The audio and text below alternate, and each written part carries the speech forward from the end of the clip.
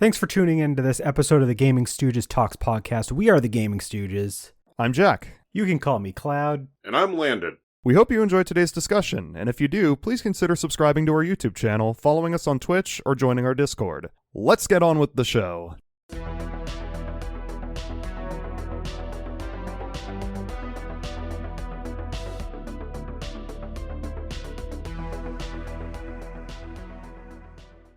Oh boy, we got a lot to get to today. Not even going to do a bit. It's a whole bag of it. So, Whole bag of Tillamook all mixed up beef jerky. we had 2 Nintendo Directs within the span of a week, both of them after our last episode.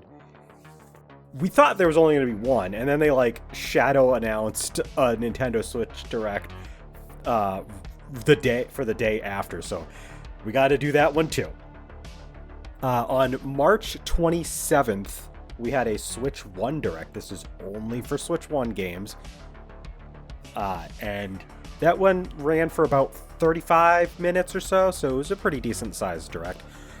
So for all of this, we are just going to do our usual Smash, Pass, or Piss game.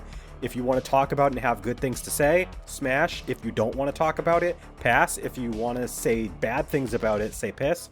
Say your thing, and we're going to move on because there's a lot of announcements to get to. All of this list is via an article found on Tech Radar.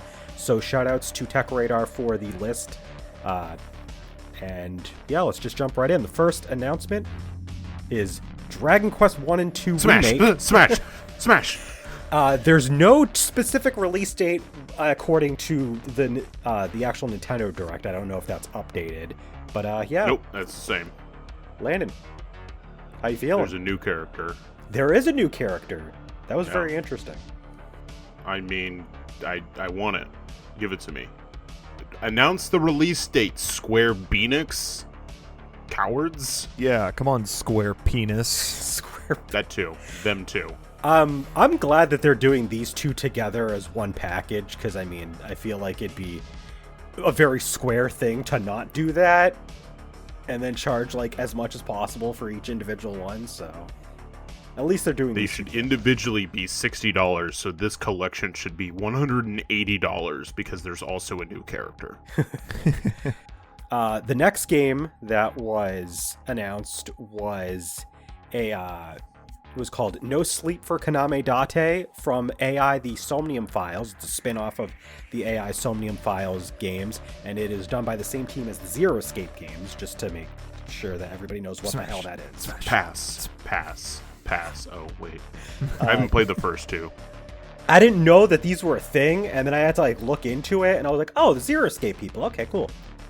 I only said Smash because I know the Zero Escape people. I've never played the first two either.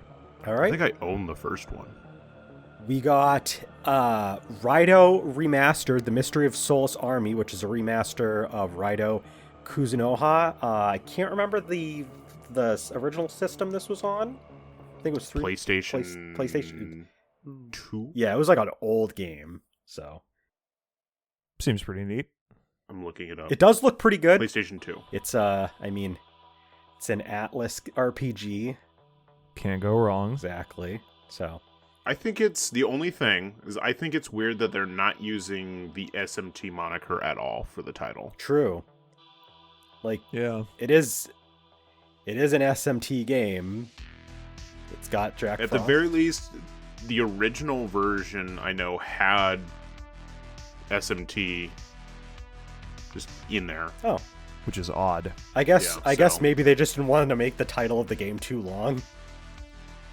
The original one was Devil Summoner Ryo Kuzunoha versus the Soulless Army. Oh, So you just throw in SMT Devil Summoner into that, and anyway, I'm excited for the game. I want it. Thanks. all right. There is a game called Shadow Labyrinth, which is a Pac-Man inspired Castlevania kind of looking game, releasing on July 18th, 2025. Pass. We've seen this a couple times. This wasn't the first time that they announced this. This was just kind of... It still doesn't look interesting. Yeah, it's... Yeah. I mean, it's... Yeah. It's whatever. It's a weird take on Pac-Man. This is probably one of the first big announcements of the Direct. We got the announcement. Big announcement. Of we already talked about Dragon Quest. What? Okay, true. But we already knew about Dragon Quest 1 and 2 remake. New character in Dragon Quest. Big announcement. We got Patapon coming to Switch with Patapon 1+2 Replay. Smash. Apparently, this is getting published by Bandai Namco. They are basically taking the stepping stone they had with like Freedom Wars and putting more stuff from Sony, I guess, on the Switch, which is interesting. It's coming to other platforms. Bandai. But, yeah. Hey, fucking Bandai, where's my physical release, you cowards? We got True. Story of Seasons Grand Bazaar coming August 27th. Of course, it's on Switch. You got to have your farming sim game announcement somewhere in the Direct. Apparently, there's a market for that. So, pass. I mean, they got to corner that market somehow, but also pass. Right. We got a trailer for Metroid Prime 4 Beyond. And they showed that Samus is going to get some like psychic abilities. It is still coming out this year, 2025. No specific release, but yeah. Smash Pass. I bet we'll have a Direct in the like coming months, probably sometime after the Switch 2 comes out. That has a like we'll have a Direct for like games coming out in the second half of the year, and Metroid Prime 4 will have a release date then. Like end of June for not E3. Yeah, exactly. Yeah, probably something like that. We'll we'll find out more. So, Summer well, Game Fest. well, let's get it out of the way. Double Smash, because this game looks fucking awesome. Super excited. I'm excited. Now, we can talk about this game in detail now. We can talk about this game detail later. I'm willing to just move on and talk about it more. We can talk about it more a little later. We can because wait. there's more info later. So, but it looks so fucking good. Oh yeah, it does. They also announced and came out later that day. You had Disney Villains Cursed Cafe. Sure, whatever. There's a new game from Chucklefish called Witchbrook coming holiday 2025. It's cute looking. Looks like it's from the same people that did Stardew. Yeah, look, it's a pretty cute looking game. So there you go. There was Pass. The Eternal Life of Goldman. I honestly forgot about this one being in the Direct. Not gonna lie, there was a lot of stuff that happened on the Direct. I do vaguely remember this appearing, but it was kind of fast and didn't last long. So let's just pass. Yep. We got Gradius Origins, which is a collection of Gradius games, and it includes an all-new game called Salamander 3. So they made a new game for this. Smash. It's a pretty cool collection. Smash.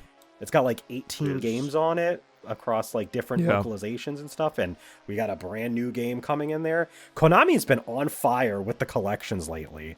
Like they've done a really good job.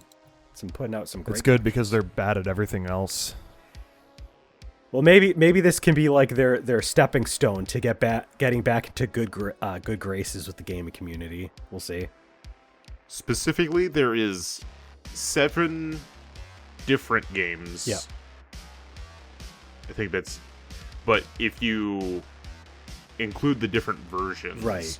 Because, like, some of the games have, like, 4 different versions for some of them, because, you had different Japanese releases. But it's... What? Gradius Salamander, Gradius 2, Gradius 3, Salamander 2, Life Force... And then Salamander 3, the new game. Yep. It is getting a physical release through Limited Run, so if you're interested, it's available now for pre-order. Yep. We also got an announcement for a Switch port of Rift of the Necrodancer, which is a crossover, and it also has a crossover with Celeste Pizza Tower. It came out that day. How long has this been out? On other platforms. It's been on Steam for a little bit. I don't remember how long. Because I did not know it existed before this Direct. Yeah. And I'm like, oh shit. Last year. Yeah. It came out last year. Okay. I knew there was some amount of time where it was already on Steam and it was coming to Switch, because I saw it on Steam as well. It's doing like a sale. We got Tamagotchi Plaza coming June 27th. So if you want a nice cozy game with Tamagotchi, there you go. Fucking smash that shit. It's pretty cool. I'm not gonna talk about it. You got like 12 it's like you're in like a charge of like a mall, and there's like 12 or so different storefronts that you can help manage. It's kind of cute. Is this anything like the one that was on the Wii? I don't know about the one on the Wii. I didn't know there was one on the Wii. I own one that's on the Wii. Fair enough. I've never played it, but I own it. Cool.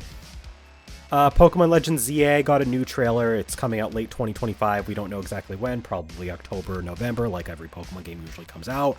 We already knew about this game. It was already revealed more in depth on the Pokemon Presents prior. It looks pretty good. Yeah. Pass. I'm excited for it. We got the announcement of Rhythm Heaven Groove coming out next year, a new Rhythm Heaven game. Smash. All right, Jack, you want to talk about it? No. Rhythm Heaven. That's all you need to say. That's all you need to say. Fucking Rhythm Heaven. It looks really good. Like it's been forever since we've had a Rhythm Heaven game, and it's When was the last This is a nice to see 3DS. That was the last 3DS. last one, but that one didn't even come out physically. That was a digital only release. Yeah. So that's dead now. I'm very glad that it's coming back. All right. After that, we got not a game, but we got the announcement of a big new update that's going to be coming to Switch, introducing what is called virtual game cards. And basically how these work, this update is also slated for later in the month. By the time some people might be listening to this, it may already be out, depending on how much later it gets to you. This will be out before the update, but, depending on who listens when. But virtual game cards, basically, you'll be able to assign your digital downloaded games to be a virtual game card where you won't have to connect to the internet to authenticate that you own the game. And you can also move them between up to 2 systems at a time. And you won't have to authenticate on the other system. So like before, how they had it work, whereas if you had 2 switches and one of them was your main switch, you wouldn't have to connect online to play your downloaded games. But if you wanted to play your downloaded games on another switch under your account, you'd have to be connected online in order to do that. Well, now you don't have to do that. And also, thanks to virtual game cards, you'll be able to loan your games out to people. So if they're under your Nintendo Switch family plan, you can just be like, here you go, here's this game that I have, and you can play it, and then they'll be able to keep it for up to 2 weeks before it just gets auto sent back to you. So this is kind of a weird way for them to like give a sense of ownership back to digital games. It's like on paper, it's actually kind of cool, but I'm not sure exactly all. We know quite a bit of the details, and but like it's still going to be weird, and we're not going to know exactly everything until like we actually get to use the feature. But it sounds kind of interesting. Of course, this is for digital games, and most of us here are like more physical aficionados. But I mean, for digital games, it's kind of interesting. Now Cloud can finally play BitTrip presents Runner 2: Future Legend of Rhythm Alien. I can. I have no excuse now. You can send it to true. me. You're gonna send. You're rent gonna my copy. You're gonna send it to me without me even knowing. I'm gonna see it pop up on my Switch home screen and be like, "Oh, I guess I have to do this." Yeah, triple perfect plus that bitch. Oh God. Jack, do you have any thoughts on virtual game cards? Not too many, but it seems pretty neat. Yeah. Okay. It's a neat idea. And again, that system update is going to be added to include those later in April. We got a highlight sizzle reel. It didn't have too many games. It was just a few. We got a game called High on Life. I don't remember what this one was. It's a weird shooter. I think it was made by some of the creators of Rick and Morty. Like your gun talks. I remember that. It came out a while ago on some other systems. There's Star Overdrive, another game I forgot about already. Like an open world thing. I don't pass. Yeah. The Wandering Village. Pass. King of Meat. Funny title. Pass. Yeah. Lose Lagoon. Pass.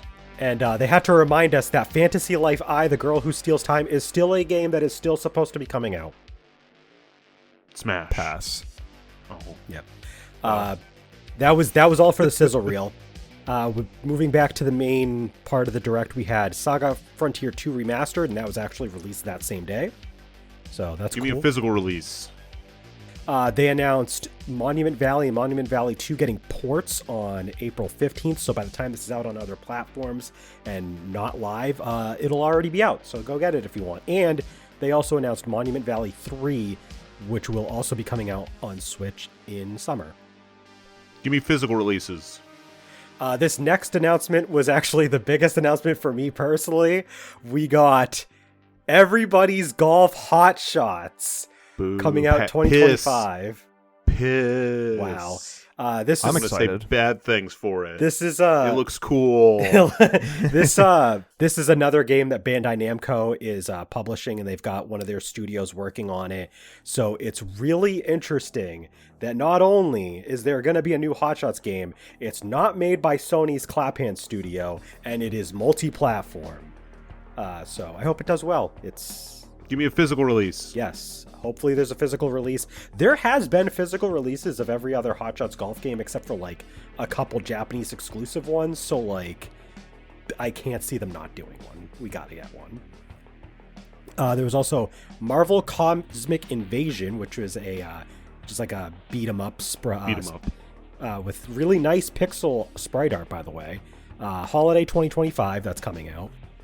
It's made by the same team that did Streets of Rage 4. Yep. The recent TMNT games. I think they recently did a Power Rangers beat 'em up. Yep. So they're trying to do everything that they can beat up. And I mean, they've been doing a pretty good job from the looks of it. So if you're interested in it, looks good. We got the final game announcement of this direct, and it's a pretty big one for the fans. Tomodachi Life Living the Dream, coming 2026. Smash. Smash. Yeah, Smash. This looks really interesting. They definitely are working with the pun in the title of Living the Dream. There seems to be like some aspect of dreams to this game, but I mean, it's Tomodachi Life. It looks wacky. It's gonna be great. So I can't wait to make Neil deGrasse Tyson fuck it. Them too. Oh God. Can't forget it. Can't forget it. Yeah, Jack, you excited? It's got to be in everything. Oh yeah, absolutely. The first one was dumb fun. It's like good for like a month. Yeah.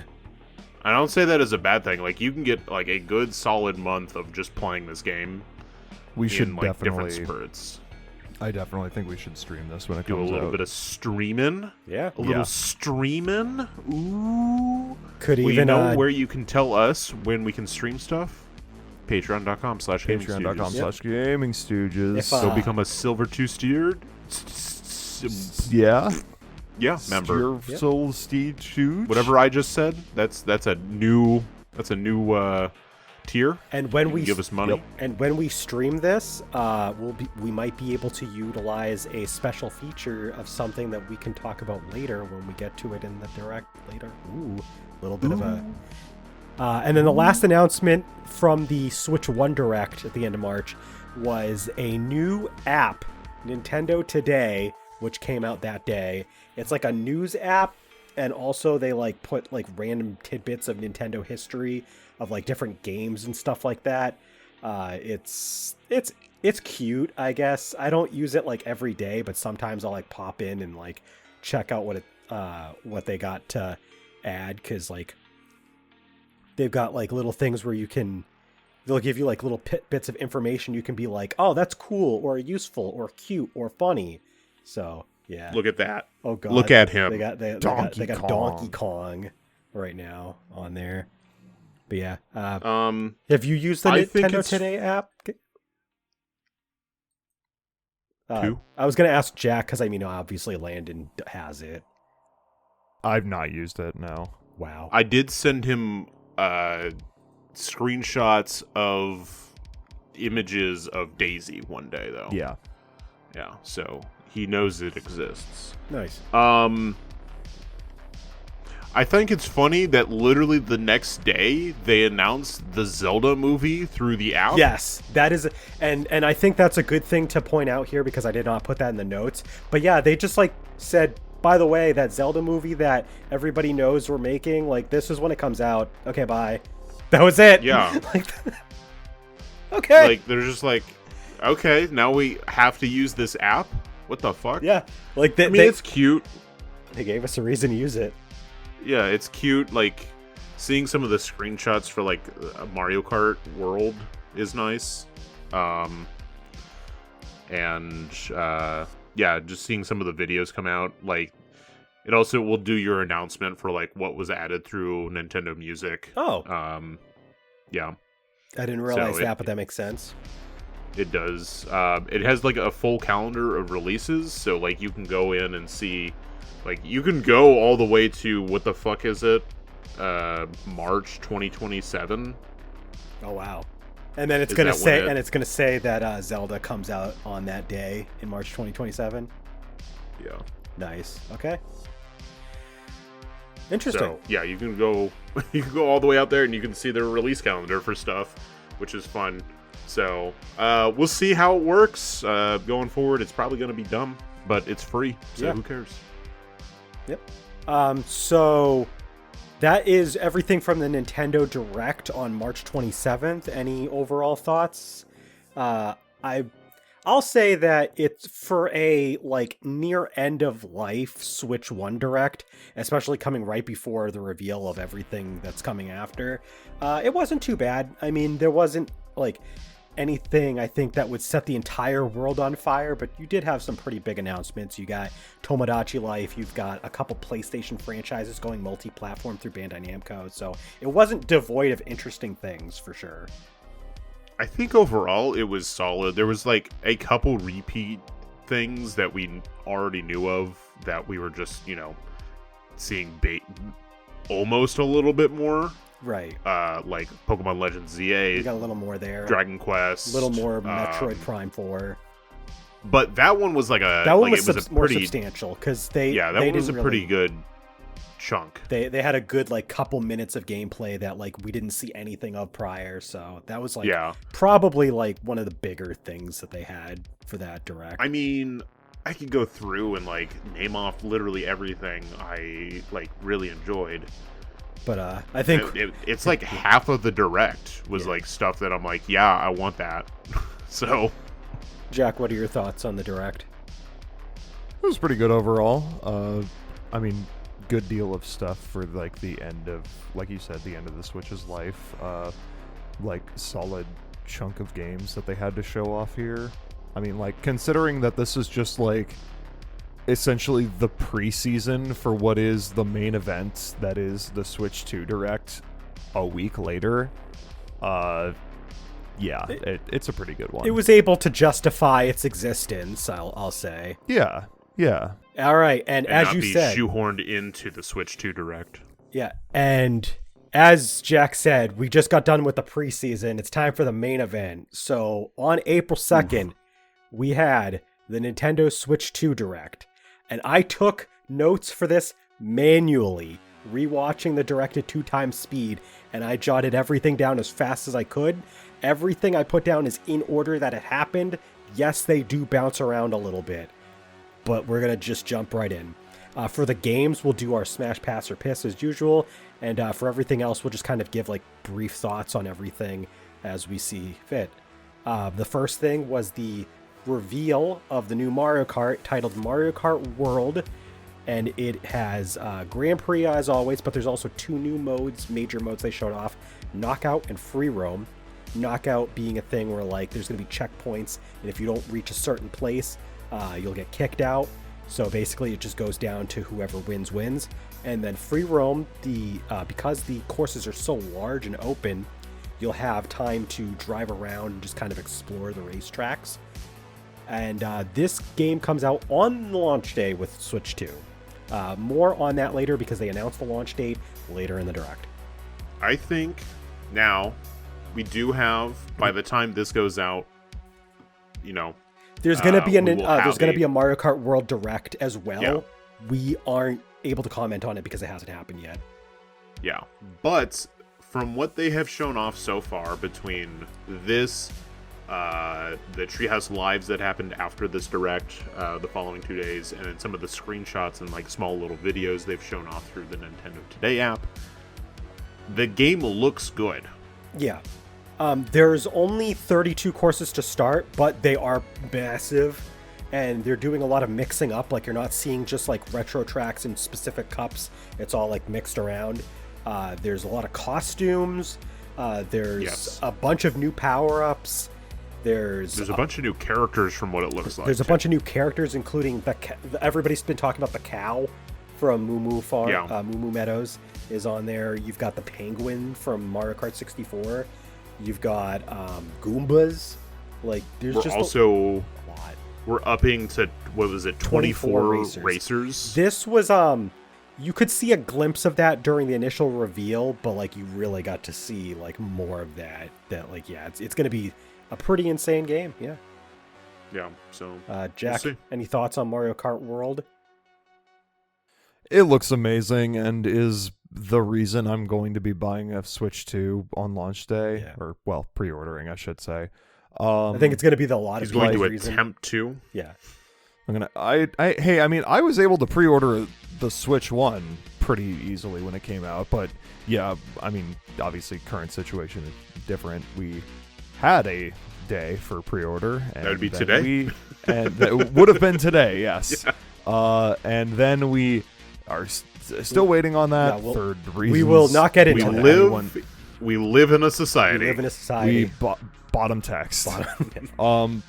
But top text. This looks amazing. I love all of the dumb additional characters that they added, like the cow and the dolphin and the crab and all that other shit. I love how characters have like different costumes now. I think that's really cool and adds variety to like an already seemingly stacked character roster. The fact that they have 24 racers at one time, is pretty crazy. And that's not even everything they showed. They also showed that there's new mechanics to the driving, so you no longer have paragliding and underwater, from the looks of it, as like, you know, specific separate things. They might fuse it in. There doesn't seem to be anti-gravity, but there's parkour. Like, you can like bounce off of walls, and you can grind on rails. It's there is still flying. Your car does basically what it just like turns into a plane. Yeah, it's basically transformed. Sonic and Sega All Stars transform. Your thing transforms into a boat. Yeah, or they took away the gliders, and they also took away the kart customization as far as like car parts. So there's no gliders, there's no like tires. You just pick the vehicle. So the vehicle is going to adapt on its own to different scenarios, it looks like, which is very interesting. They also have a lot of personality. Like, the vehicles, like, they're like bouncy, and they have a lot of animation to them. So I mean, it looks sick. I might miss the like the kart customization, because it was fun to play around with that and find the thing that works best for you, like the Puff Puff Jr. on Cyber Slick wheels with, you know, whatever. I will say, I mean, Mario Kart 8 Deluxe sold 70 million copies. I can't imagine all 70 million people that own that game are well versed in like picking a loadout. So like, this will be a lot more tangible for a lot of more casual players. So hopefully the costumes and just the personality that the karts seem to have, that's an extension of the character, will make up for that. So yeah, looks great. So after the Mario Kart World reveal, they got into the hardware features, and boy, are there a lot. So we found out there's a new button on the right Joy-Con. There was a lot of rumors about it, but we didn't know it for sure. It is the C button, and that C button opens something called Game Chat. And it is effectively, to summarize what I'm about to say, Discord built into your Nintendo Switch 2. You will be able to do calls, you will be able to share video, and you will even be able to attach a camera and use camera if you'd like, and the camera will also be able to filter you out of the background and like green screen you onto your gameplay. The system itself has a built-in microphone to pick up on your voice, so you don't have to attach a microphone. And it's supposed to also have some like noise cancellation properties. So like even though if it's docked and it's like away from you, it'll still have an easier time picking your voice up in the middle of a room, and also filtering your voice out based on like if there's any noise happening. It's basically like a lot of the same tech as the microphone that's in the DualSense controller, but built in for the PlayStation 5, but like actually just built this on the system itself, which I think is probably a little better. There will be a camera peripheral that is sold separately to use game chat. I'll talk more about that later. The game chat will require a Switch Online membership after a free trial period that lasts for about a year or so. So, I mean, as far as I'm not going to let them watch that shit, Katie. Fuck off. Yeah, you won't hear Landon's girls watching Coco Melon in the background. Oh, God. But yeah, I think so. As far as game chat, I'll say that, I mean, I expected it to be something that you would need a Switch membership for. It like you have to have Switch Online to go online and play with people for the most part anyway.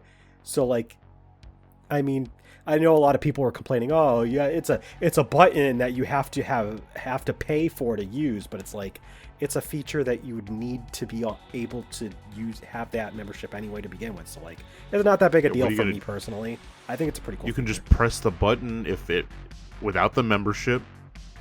Go for it. Yeah. See what happens. But yeah, thoughts on game chat, Jack? We have Discord. But Discord sucks. Yeah. I was gonna say This doesn't look much better, honestly. No, but I think one thing Discord famously sucks. I think one thing that's going to be good is even if the gameplay doesn't have the smoothest frame rate, because it is going to prioritize your actual game having a smooth performance over the display of other people's gameplay. It will be a way that if we wanted to like share all of our gameplay at once on one stream, which is what we were alluding to earlier, we can do that. And not just me, but like, you know, now if you need an easier Skype. If you need a way to if you need an easy, cost efficient way to be able to have a group of friends all streaming together and playing a game together, like this can do that. So it's not the worst thing ever. I think it's a pretty cool feature. It does do a little bit more than like the group party stuff in on PlayStation. So like I'm surprised that they went as far as they did with it. I will say the smartest thing they did is they showed off, I don't know if it's later in this or what, the Legend of Zelda Link Between A Link to the Past plus Four Swords for Game Boy Advance, Nintendo Switch Online. Because Four Swords is like a perfect game for this. Yeah. Yeah. Now Four Swords Adventure, Nintendo. Yeah. Another major thing that they introduced, we have game sharing, which is it's DS download play. It's back again, baby. We got it on the Switch. Here we are, baby. There's going to be some games that you can play locally with multiple Switch consoles with only one copy of the game. It's only available for select titles. One of the major ones that they announced this update would get an update for this is Clubhouse games. So you no longer need to have one Switch if you're playing with friends near you in order to play a game together. If they have their own Switch, you'll be able to stream it over to them. And this is not exclusive to Switch 2. They did show that this is possible with older Switch units as well. So if you're playing Clubhouse games on like Switch 2, you can still send it to someone on a Switch 1 or a Switch Lite, and you can still do it. So yeah, that's pretty cool. Neat. Yeah, neat. The Switch itself, they started going over more of the specs. The tablet has a 1080p screen, and it will also support 120 frames per second, both in handheld and on the dock. That's pretty wild. And it also has HDR and VRR, which is short for variable refresh rate.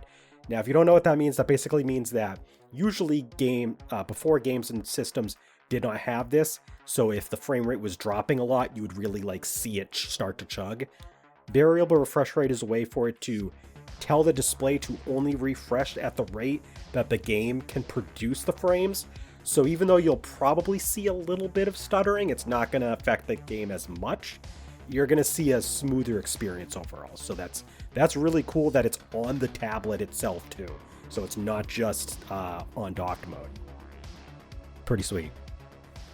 They showed off that the Joy-Cons attached by magnets. They showed this off when they revealed the system already in their textless little trailer a couple months back. We know this. There's bigger SL and SR buttons. There's a release button on the back to detach from the console. It's the same release button that you would see on the Switch 1 that was like tiny. Now it's like really big. So like you cannot miss this button anymore. It is there and you can see it. And there's also larger analog sticks as well. And the Joy-Con support mouse controls. You can turn them on their side and then use them like mice. And there's a lot of games that we're going to talk about later that use this feature. It is not a gimmick. They are making it a real thing. This is not, shake the Joy-Con and feel the ice cubes in the glass. Like, no, this is a pretty big thing. They will have 3 games that use it. Big feature. It's definitely a feature that they're going to be able to make more use of, though, for sure. Oh, yeah, for sure. The tablet also has clear audio with built-in speakers. There's like a 3D sound technology to it. And there's noise cancellation tech in there for microphones. So like I mentioned earlier, so it's just overall better audio quality, both for, your input and output. So that's pretty cool. It's got a kickstand that's much more similar to the Switch OLED model, just hollows out the middle part, but it's very angular. You'll be able to put it at all sorts of different angles, just like the OLED model. If you have had a Switch OLED, it's pretty much the same. Katie mentioned this, and I am going to bring this up because I kind of glossed over it for some reason in my notes. But yes, the Switch 2 has another it's USB-C. Literally the next point. Oh, it is. Damn it! I was literally about to say, yep. Two USB-C ports. There's one on top and one on the bottom. So the top one is there for charging or for using the camera that you can plug into it. So you can use the camera in tabletop mode as well. But it'll also allow you to plug in your charger. So if you're at a train station or something and they have plug outlets and you're trying to play your Switch, you'll be able to charge it at the same time. The system comes with 256 gigabytes of internal storage, which is a huge step up from the Switch 1. The 256 gigabytes actually is going to be quite a lot. We'll get into it later. They didn't really talk about this. They didn't talk about this in the Direct. We found out later the sizes of the games. So I think 256 is going to be fine. Docked mode has support for up to 4K resolution. And for the added power, it also has a built-in fan that's supposed to be there to help cool the Switch 2 while it's processing all that. And then they reiterated something that they put in a trailer from a couple months back, where it is backwards compatible with many Nintendo Switch games. It is not actually fully backwards compatible. Weirdly enough, it is not. It's not a Switch 2 with Switch 1 hardware inside it. It's like basically like emulating it in a way. So like there's like a I'll go over it later, but there's like there's a thing with it. But yeah, that is all of the main hardware features that they went over all in one go. So how are we feeling about the Switch 2 hardware? I can't complain. I think it's like the upgrade that the Switch needs. Like 1080p screen, awesome. It's just everything that the Switch 1 was, but beefier. Yeah, and that's all it really needed, honestly. It is the Switch Pro. It pretty much is. Yeah. I gotta say, when they went over all of the specs, I was a little bit more impressed than I was expecting to come out with. Knowing the size of the games, I think 256 gigabytes of internal storage is decent enough. But the resolution, the tech that they got in there for that sort of thing, that's going to be also just even in handheld mode, like not even just playing it on the dock, like you're going to get some really beautiful looking games that way. I'm excited. The game chat's pretty cool. We talked about that. The 4K mode on the dock. The 4K mode on the dock That shit blew me away. I was expecting like 1440p was going to be their cap. I guess 4K. All right, let's go. Let's do it. Nintendo's stepping up to the plate. I will say, from the specs I've seen on the system, like the actual like hardware specs, this is like basically a portable like PlayStation 4, essentially. It's the power wise, it's probably a PlayStation 4. The actual like performance it can output based on the tech that's in there, because like it's got some upscaling tech that it's going to be utilizing, stuff like that. It'll trick you, and it'll look closer to like a PS4 Pro, but but it's like hardware wise, it's like PlayStation 4 Plus. Yeah, so it's which is like, that's more than what I could have asked for a handheld system. It's definitely more than enough to get as many games as publishers can throw at this thing. So, yeah. They went back to a bunch of different announcements after this. They started talking about Nintendo Switch 2 Welcome Tour, which is a game tech demo thing. It has lots of mini games. There's little information pieces that you can read. It helps explain how the Nintendo Switch 2 works. And it is not a pack-in title. It is a paid extra download for $10. I'm sorry. I think you said that wrong. I think this is the perfect thing to be a pack-in title for free. I know, right? Downloaded directly to your system. I know, but it's not. It's weird. So can you read that one more time and make sure you got it right? This should be a free title pre-downloaded onto your system when you boot it up. Nope. It is a paid extra download. That is exactly what they said on the Direct. We didn't know we didn't know the price afterwards. We found out it's $10, but that's still $10 too much. I thought it was $6.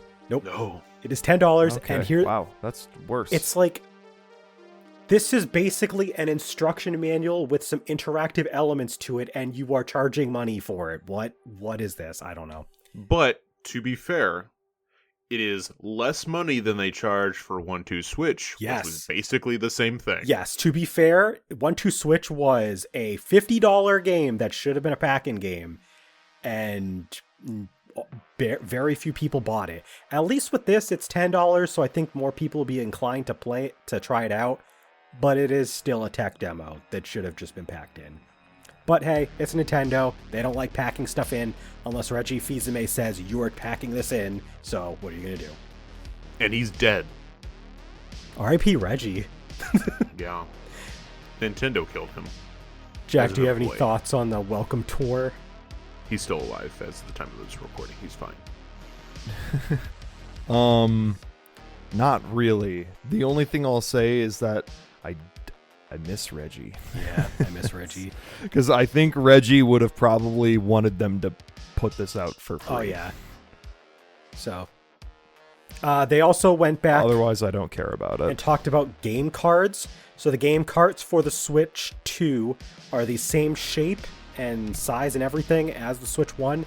So it is literally like the same cart, but they're red to differentiate them. So they're doing kind of the 3DS thing where like it's basically the same, but you know, there's that one little thing that makes it so that like, you know, you know that it's different. With the 3DS, it was like, here's the little notch next to at the end, and it's gray. Well, this time it's like it's the same cartridge but red. But people will buy this and put it into their Switch 1 console. Yes, they will. And be sad when they can't play it because they are dumb. Yes. I'm calling out every single human on the face of the planet. You are dumb. I'm included in that. I'm going to do the same thing. Also, this was probably one of the more, like, I mean, it's understandable, but this one was a little bit more of the disappointing points. The Switch 2 now requires new micro SD cards that have Express specifically. So if it is a micro SD that does not have Express support, you will not be able to use it. You need the new micro SD Express. It's because it allows the faster read speeds and everything so that you can actually properly use all the games and stuff like that. I mean, it's fine. I still wish that there was... Sounds like a scam. Micro SD Express isn't all that much more expensive than a typical micro SD card, thankfully. And this is not proprietary. This is literally just the newer micro SD tech. This isn't like a PSP or a PS Vita situation with proprietary stuff that is like just owned by the one company. But it does suck that like you can't use your older stuff. Like you can't even do what you can do with PS5, where like you can hook up an external hard drive that works for your PS4 stuff. No, you can't even do that. Like you have to use the micro SD Express, even if you're just using for Switch 1 games. Oh well.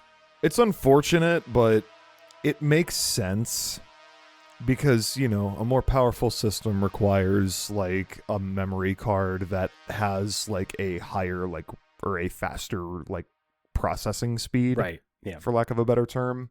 So it sucks and they're going to be harder to find, but it makes sense. Yeah. It's not the fact that they are still SD cards or micro SD cards anyway is nice. Yeah. It's not like like we said, they're not proprietary. It's just newer micro SD cards. So if you don't have them already, you will need them, but they're still micro SD cards. So they'll work in anything else that you decide to use afterwards if you want to. So the Switch 2 Pro controller was shown off.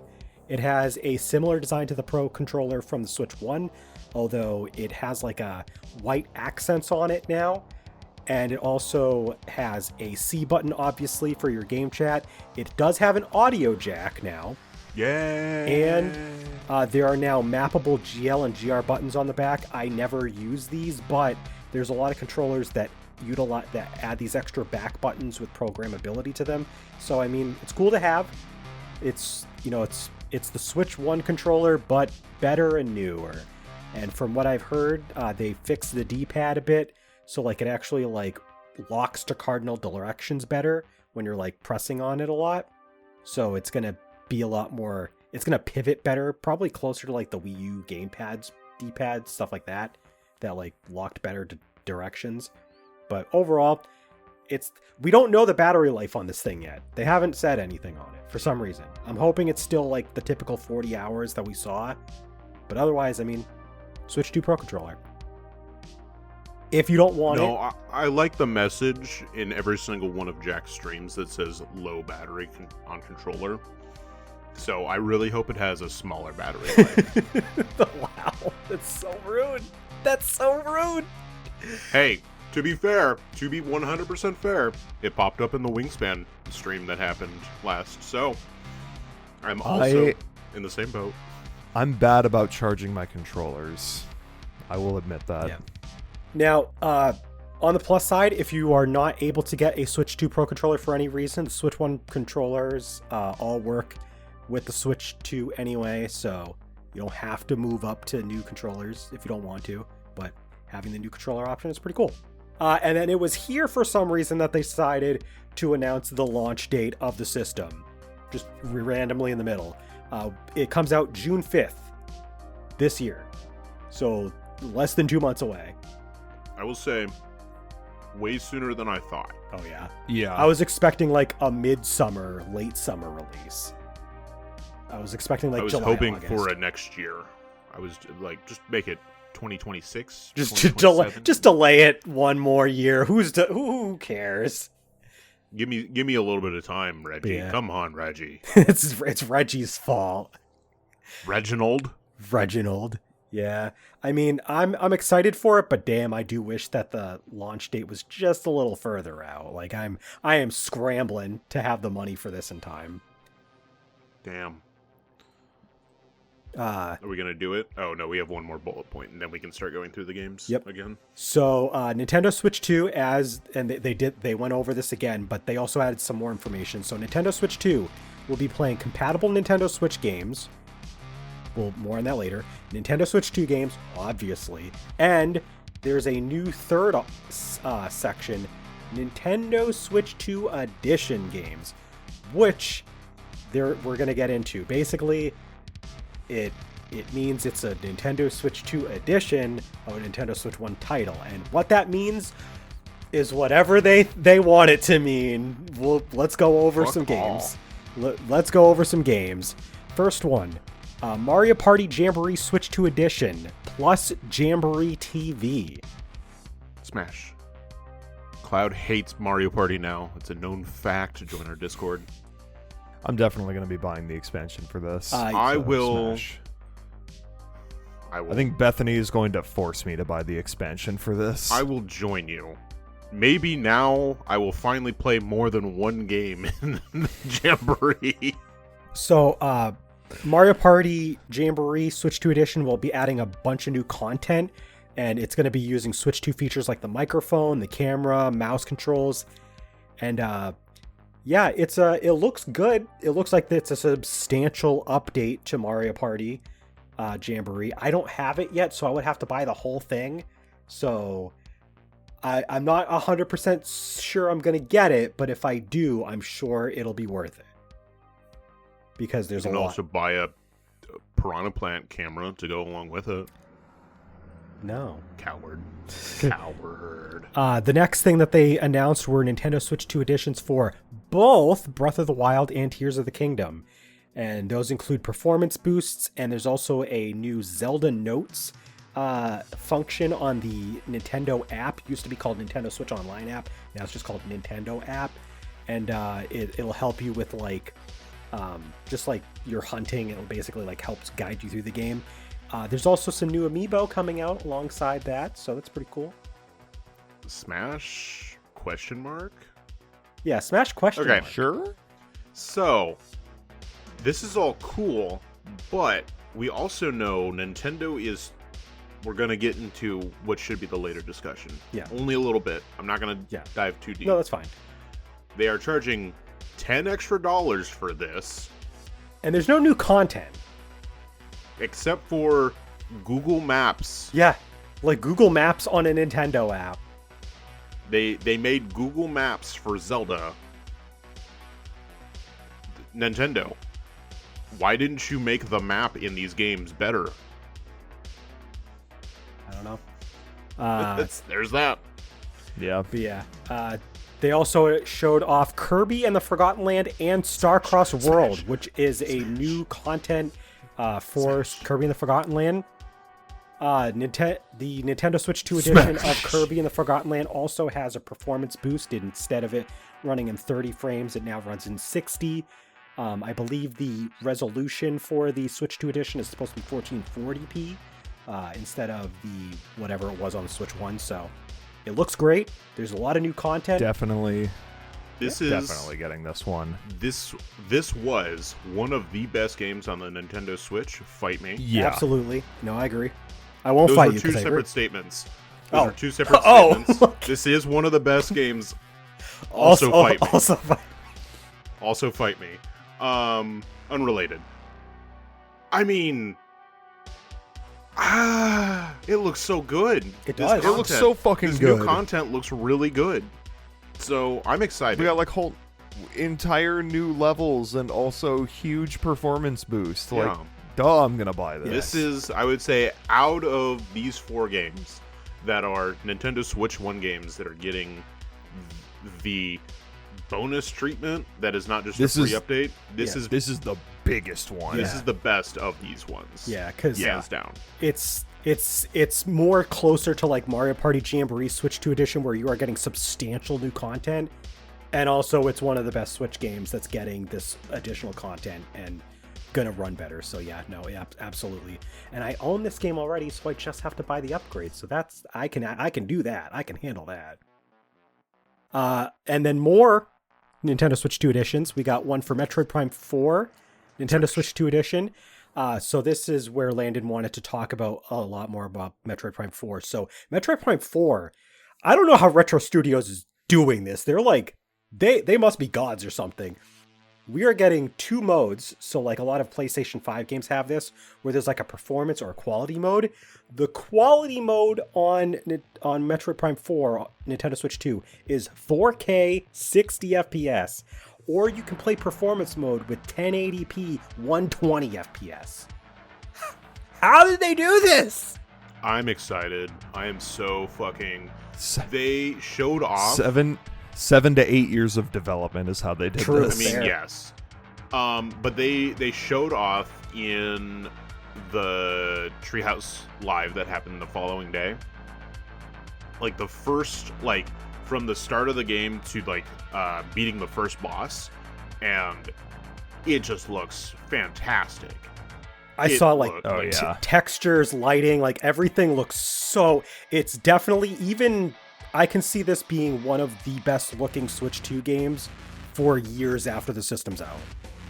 I can see this being one of the best looking Switch 1 games. Yes. Like this is what we need. Now, give me a fucking Prime 2 and Prime 3 remaster, cowards. Please. That would be really cool. Did you have anything to add, Jack? No. It looks amazing, though. And the last Switch 2 edition they showed off was also the most vague. Pokemon Legends ZA Switch 2 edition, they just showed that it has higher frame rate and resolution. It looks like an actual game that was made by people with a lot of money and not just like, small indie dev studio game. Sure. I mean, I'm the Pokemon fan here, out of the most, and like, whatever. Like, okay, sure, fine. It's not Kirby in the Forgotten Land. It's just me. It's probably not just me, but Pokemon has really like gone away from what I want out of Pokemon.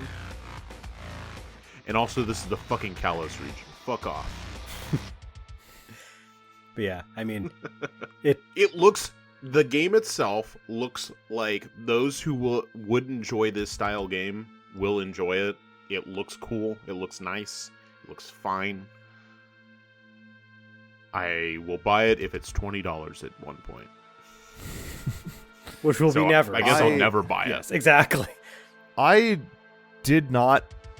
wasn't a huge fan of Pokemon Legends Arceus, but I like the way this one looks, and I'm looking forward to it. I hope it's a little bit more focused than Legends Arceus, because that one just was like, all right, have fun. It looks like it will be, since this was actually shown off at the Nintendo Switch 1 Direct, but one major thing that they're adding is a ranking mode where basically you'll be fighting against NPC trainers going up a ladder, and you start at rank Z and you have to make your way all the way up to rank A.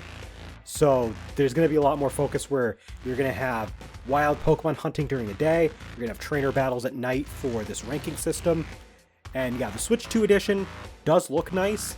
As a Pokemon fan, I'm not sure if it's worth whatever extra money they want for it.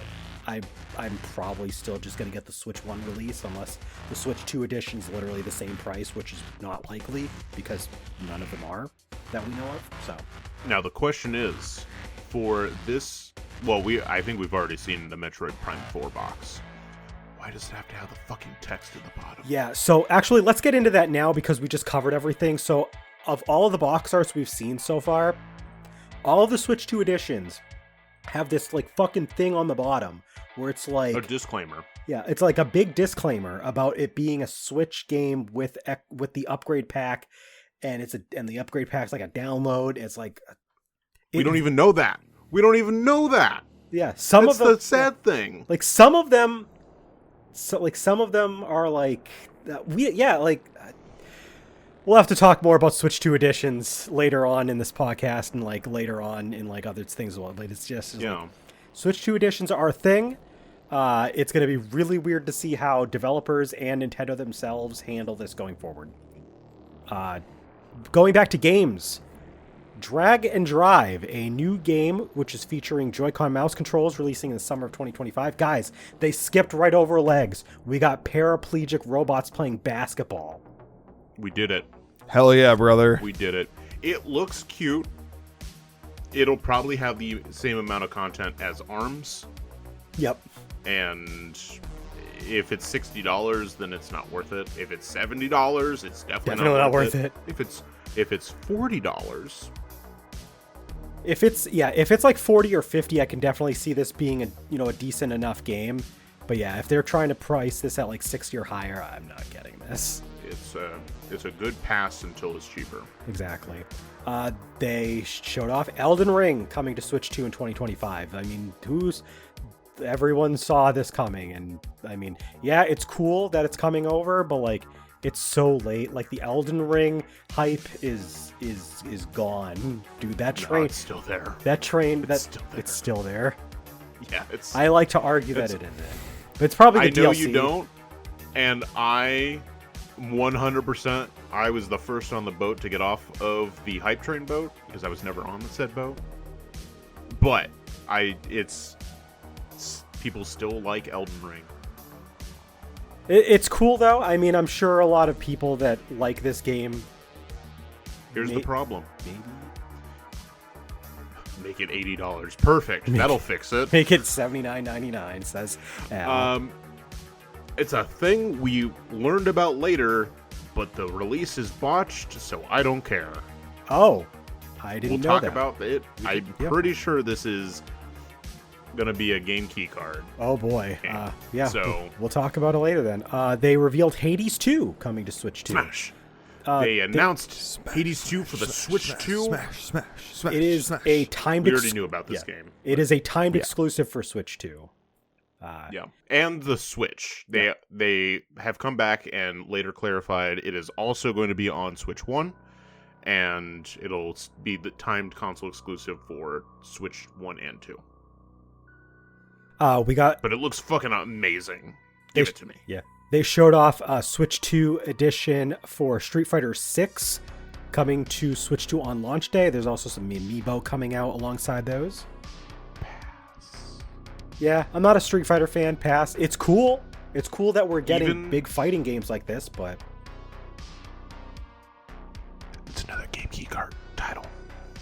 I guarantee it is. No, it is. Oh, it is. It oh is. yeah. Then we've already it seen doesn't exist. We've already seen the box art. It's up. You like on GameStop has this. We'll get for pre-order. We'll get into it later, but yeah, we got to talk about that when we get there. Daemon X Machina is getting a new game for Nintendo Switch too. It's called Daemon X Machina Titanic Scion. It comes out on September 5th. The first game was so fun for one exact weekend because that's how long the game was. You could beat it in 5 hours. I'm so excited to have a game I can beat in 5 hours. That will take me 3 months to play now. True. I did enjoy the first game. This looks a lot of fun. I'm very excited. Good. We got Split Fiction coming to Switch 2. If I don't announce if I don't mention a release date, that's because, to my knowledge, if I remember correctly, during the direct these were not given release dates because I tried to put release dates on everything I found. EA Sports is going to be supporting Switch 2. They announced Madden. Sure, why not? Whatever. Pass. Hogwarts Legacy is going to be getting a Switch 2 release, so I mean, at least it won't run like absolute garbage like it does on Switch 1. Sure, why not? Whatever. Pass. Here's a good one.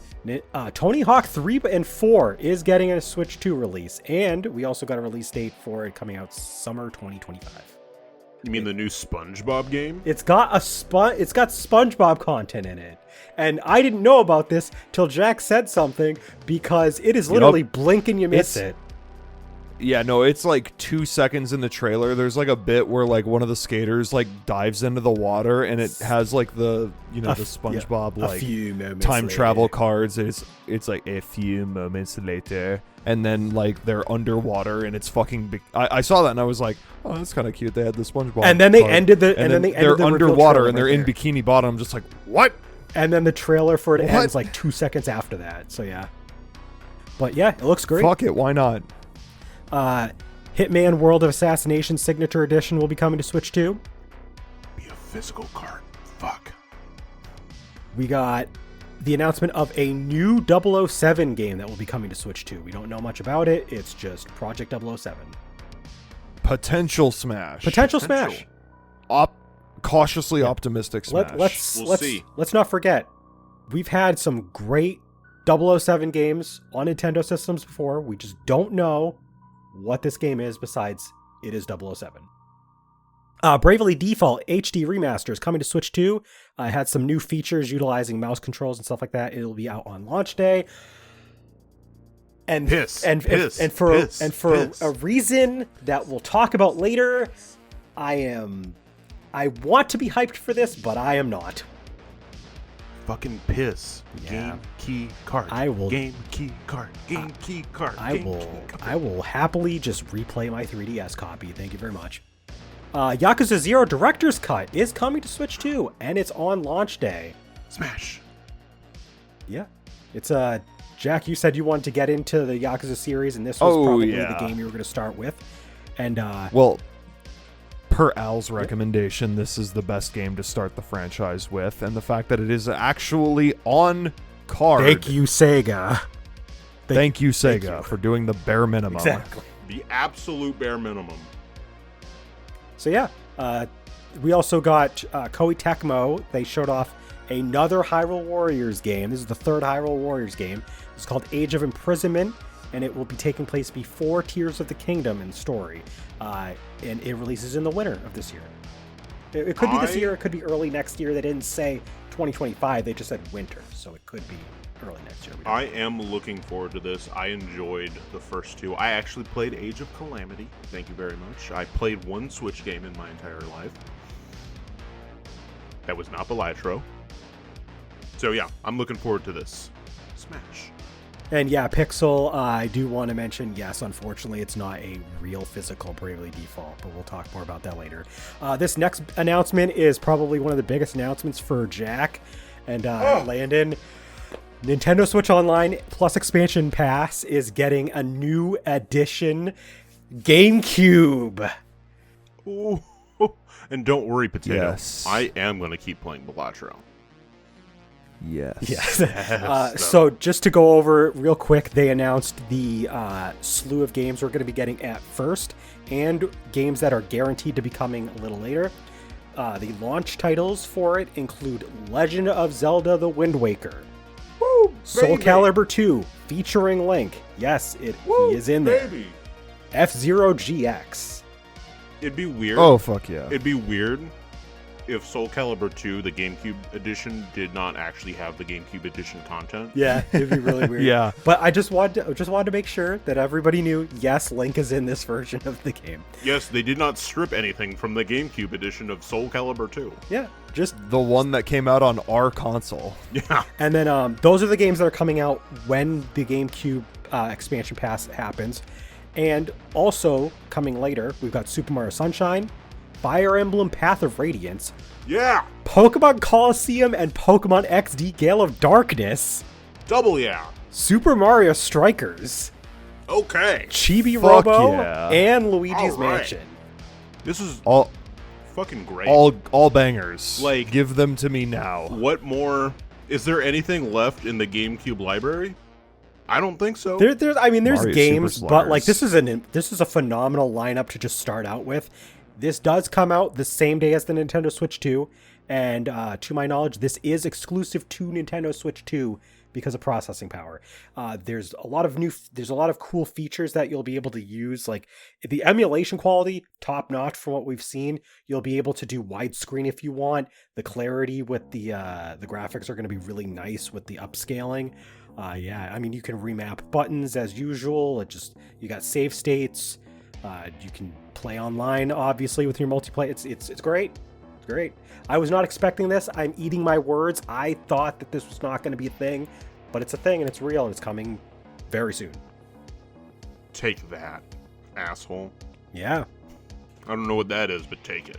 right.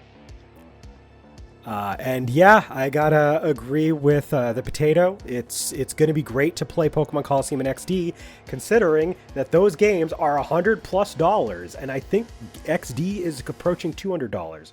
You can actually play these Probably. games without having to sell a kidney, so that's great. But do we get access to the Pokemon Coliseum bonus disc where we can download Jirachi onto our copies of Pokemon Ruby and Sapphire version? God, on I Nintendo wish. Switch Online. But obviously not, because we can have... Listen, when it comes to Pokemon games on Nintendo Switch Online, we can have everything we want except for the main series games.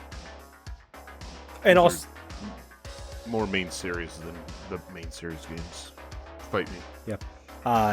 We also, going back to other game announcements, Deltarune is going to be coming out on the same day as Switch 2, and notably, they advertised that they are also that this includes chapters 3 and 4, which previously people were waiting on. Like I was interested in this game, but I didn't touch on it because I don't like when games are episodic and they're releasing in like pieces. So if this is the full game, I'm excited. I've been waiting to play this game after actually being complete. So if it's complete now, cool. I'm so excited for you. You can tell it in my voice. Yeah. But yeah, Deltarune tomorrow. Apparently that's a meme. Neat. That's a joke. After that, Borderlands 4 coming to Switch 2. Jump scare. Sleep. I think Jack and I have talked about Borderlands and we talked about Borderlands when it came to the state of play that happened earlier this year. Yeah. And this is cool, but the classes have to be dope as fuck for Borderlands 4 to even matter. Like, yeah, that was my biggest thing for Borderlands 3 is none of the classes looked cool. And also there was no Game of the Year edition post-launch, so like that. Yeah, was, they like, did. my They biggest didn't thing. release one, huh? No, because they're like, just buy the Ultimate Edition at launch where you get all the DLC as a download voucher. And I'm like, no. Yeah. We also have the announcement for Civilization 7 will be coming to Switch 2. This is cool because, I mean, with mouse controls on the Joy-Con. It actually looked like it could be a lot of fun on the Switch because of that. Yeah. 2K Games just came in. They said they're going to be supporting Switch 2. Obviously, they supported Switch 1 even though it was like super underpowered for their games. But WWE 2K and NBA are still going to be on Switch. So, sure. Neat. This is the part of the Direct that gets a little funny. So we got a trailer for a game called Survival Kids coming out on launch day, and it looks like a mediocre mobile game. And I put in my notes, how did this get in the Direct? They paid Nintendo a lot of money. They had to have paid Nintendo a lot of money because this doesn't look like it belongs here. I don't remember here. this.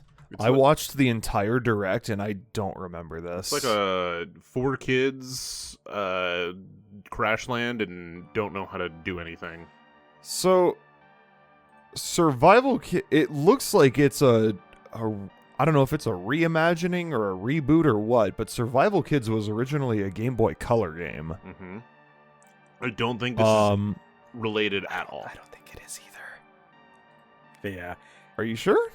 I don't. Is this not Konami? Or is this a completely different thing? I was gonna say I don't think that's Konami. Like the graphics on it were very, and it didn't say. No, this is Konami. It is? This is on Konami's website. Oh my god! It is Konami. Why is the Konami original game was publishing published this by game? Konami? Published and developed by Konami. Why? So this is what? a straight up Konami release. It looks like they just they made this game with AI. That's gross. I don't like this. I mean, it doesn't look like it was AI generated, but it looks really bad. Yeah. Anyway, even if Piss. regardless. Piss. This is Piss. after we were just praising Konami with Yeah. Yeah. in the last Direct, and now we're back. We're back. Here All we things are. balance out. Exactly. We got Enter the Gungeon 2 coming to Switch 2. Pass. Wait, pass? Yeah, I said pass. I meant that. Okay. Did you play the first one? I own it. Oh, okay. For some reason, I thought you had played it. Nope, I owned it, though. I still own it, too.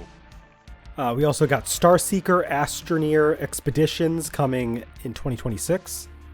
Pass. Pass. Cyberpunk 2077 Ultimate Edition will be coming to Nintendo Switch 2 on launch day. Pass, but I respect them for putting it on cart. And it took a massive cart to fit that game, so I won't absolute lie. props. If the price is reasonable, I might buy it just to support the fact that there's a third-party publisher that is putting a game on an actual cart. Oh yeah. Yeah. Their balls are dangling on the floor for that one. Like, fuck. All right. And then the last big thing before a big sizzle reel was Final Fantasy VII Remake Intergrade is coming to Switch 2. That is literally like the biggest layup of all time. Everybody knew this was going to happen. I can't wait for this to be a game key card. I swear to God, if it's a game key card, I'm not even bothered. Card title. It probably is because Square Enix are cheapskates. I won't lie. If this was on a cartridge, I would buy it. The ball is in your court, Square Enix. Yep. Yeah. The biggest hater is right here. It's and like, I'm willing to spend money. It's like, and not only is it Final Fantasy, it's your least favorite one. Yeah, because I haven't played it yet. But yeah. So like Final Fantasy VII Remake, like Final Fantasy, like Bravely Default. Okay, fine. The game was small. Maybe they don't want to invest in the actual cartridges for it. But if they don't put this on a physical cart, they are fucking. They're trolling. Sizzle real time. You guys ready to shotgun through all these? We got Kunitsugami, Path of the Goddess. That's coming out on launch day. Pass. We got Hollow Knight Silk Song, confirmed for 2025. Apparently, supposedly. Don't even talk about it. Don't even talk about it. It didn't happen. Don't even talk about it. People were huffing fumes when this came by. It's so funny that this just got shown off for like 3 seconds in a sizzle reel and just did not elaborate further. Leaves. And yet, it's the third biggest announcement. Yeah, it's really weird. Story of Seasons Grand Bazaar, they announced a Switch 2 edition, will be coming out August 27th, 2025. Pass. You've got Goodnight Universe releasing 2025. You get to play as a baby. Pass. 2 Point Museum coming out in 2025. A lot of these don't have specific release dates, just confirmed for 2025. Pass. Yeah, true. They gave nothing about Silk Song outside of the fact that they confirmed that it is real. You have Wild Hearts S coming out July 2025. That actually has an actual date. Cool for Monster Hunter fans. Yep. Pass. Witchbrook was confirmed to also be coming to Switch 2, holiday 2025. Pass. Puyo Puyo Tetris 2 is getting a Switch 2 version, just called Puyo Puyo Tetris 2S. That is coming out launch day, so that's cool. What do you think? Cool. What do you think? I don't care enough to get the Switch 2 version because the graphics are not like something that I feel needs that much upgrading. If there's more content, I'll look into it, but like... Your Tetraminos need to look sharper, crisper, 4K-er. 4K. What are you talking about? 4K-er. Rune Factory, Guardians of Azuma, Switch 2 edition, coming out on launch day. Pass. They confirmed Marvel Cosmic Invasion, which we talked about earlier, will also be on Switch 2, holiday 2025. Star Wars Outlaws is coming out in 2025. Pass. And then they showed off just like a few seconds of like a bunch of games that were already shown off earlier in the direct, so I'm not going to go over them again. And then who cares? We talked about those. And then Pass. we got Nobunaga's Ambition Awakening Complete Edition coming out launch day. I swear to God, if you put this on a fucking game key card like Play Asia says it's going to be, I'm going to be so fucking pissed. If it is, definite pass. Next game that they showed off is Fast Fusion, which is the follow-up to Fast RMX. So these developers, they usually put out a fast, futuristic racing game out on at the same time as a console. They did this for the Wii U with I can't remember what they called that one, but there was that one. There's Fast RMX on Switch. Fast Fusion's coming out for Switch 2. I'm excited for it. I loved Fast RMX, so I'm probably going to like this. I just hope it's not too expensive. Fast RMX was only $20, so I was happy to go down on that.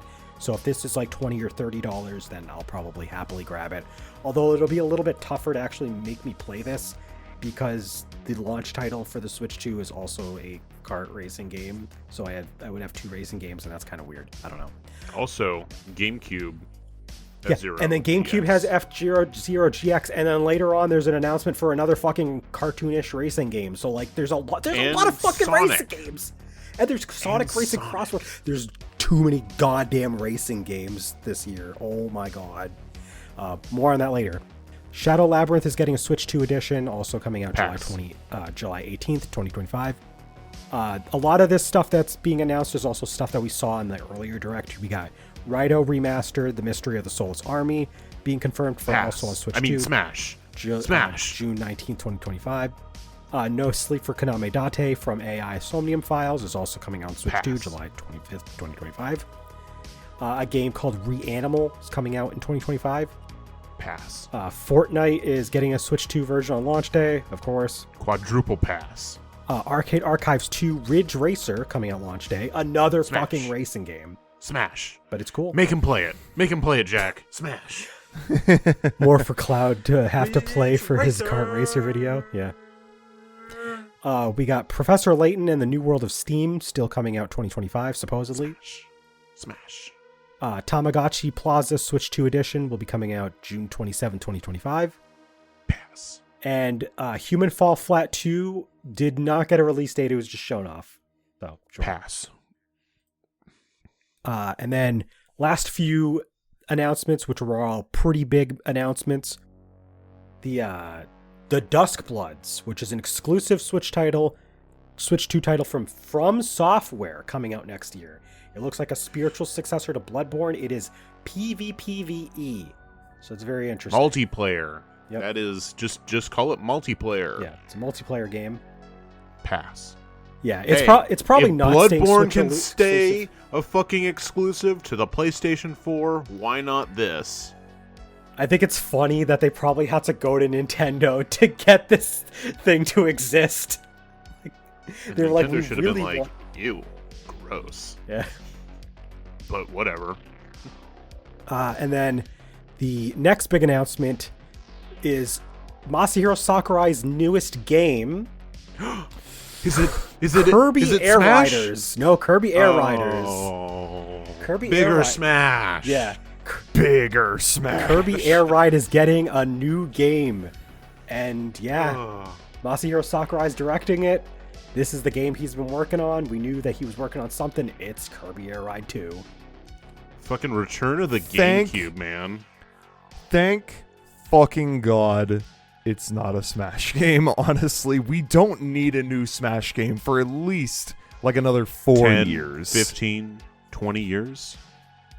Let Sakurai work on other things, people. I have a feeling This though. is the fir- I have a feeling though that this was like how he negotiated to make this game. It was like they probably like, oh, okay, but there's gonna be a new Smash game later, right? Like And he's like, It's the blood oath he signed with Nintendo. he was like, I okay. don't know about that. He's like, I'm gonna okay. make a Kirby game. Yeah, he's like, okay, but I'm doing Kirby and Kirby Air Ride, yeah. But yeah, like It looks really good. like all of these racing games, and honestly, this one still sticks out more than most of them. So yeah. And then the last major game announcement that they showed off was Donkey Kong Bonanza, coming out July 17th, 2025, is a big open world 3D Donkey Kong game with a nearly fully destructible environment. It is going to be crazy. This game looks really pretty fun. I'm smashed. excited. This game looks awesome. And I'm not even the biggest Donkey Kong fan. I never played Donkey Kong 64, and I don't have the most experience with Donkey Kong Country in general, but I'm excited for this game. It's very Mario Odyssey coded, but with a different aspect of gameplay. It's going to be really cool. Yeah, there's also like an aspect where there's like some like nostalgia sections where there's like parts of like the original Donkey Kong countries that you'll be able to play. But yeah, oh my god, I'm so excited for this game, honestly. This game looks really, really good. How do you guys feel about Donkey Kong Bonanza? I'm looking forward to I it. watched a bit of Treehouse live gameplay, and it looks pretty solid. Lot of destructible environment. Like a good chunk of the game, you can like actually like destroy and use as like objects to break other things. Looks like there's a lot of hidden secrets in it. So for those who really want to dive into it, I think it'll be a ton of fun. Nice. All right, and then the last thing that they mentioned in the Direct is that the Nintendo Switch 2 is going to be actually releasing in 2 forms. You can get the system by itself, and there's a bundle with Mario Kart World. So if you want to pay a little bit extra, you can just get Mario Kart World bundled in. Talking about costs, we'll get to that, but before that, we do need to do our mid-podcast house cleaning, where we talk Oh, about... thank God I have to poop. where we talk about all of our social media and other aspects. So, like, we have a Discord server. You can find the link to that on our in the description for this video or on our Twitch profile page. It's there. You can just jump on in. We also have, obviously, this Twitch channel where we streamed this live, twitch.tv/GamingStooges, twitch.com/GamingStooges. We are Twitch.yeah/GamingStooges. We've been very active with streams lately. Jack, what are you up to currently? Well, just the other day, Landon and I streamed Ace Attorney for the first time in a couple weeks because Landon was on vacation.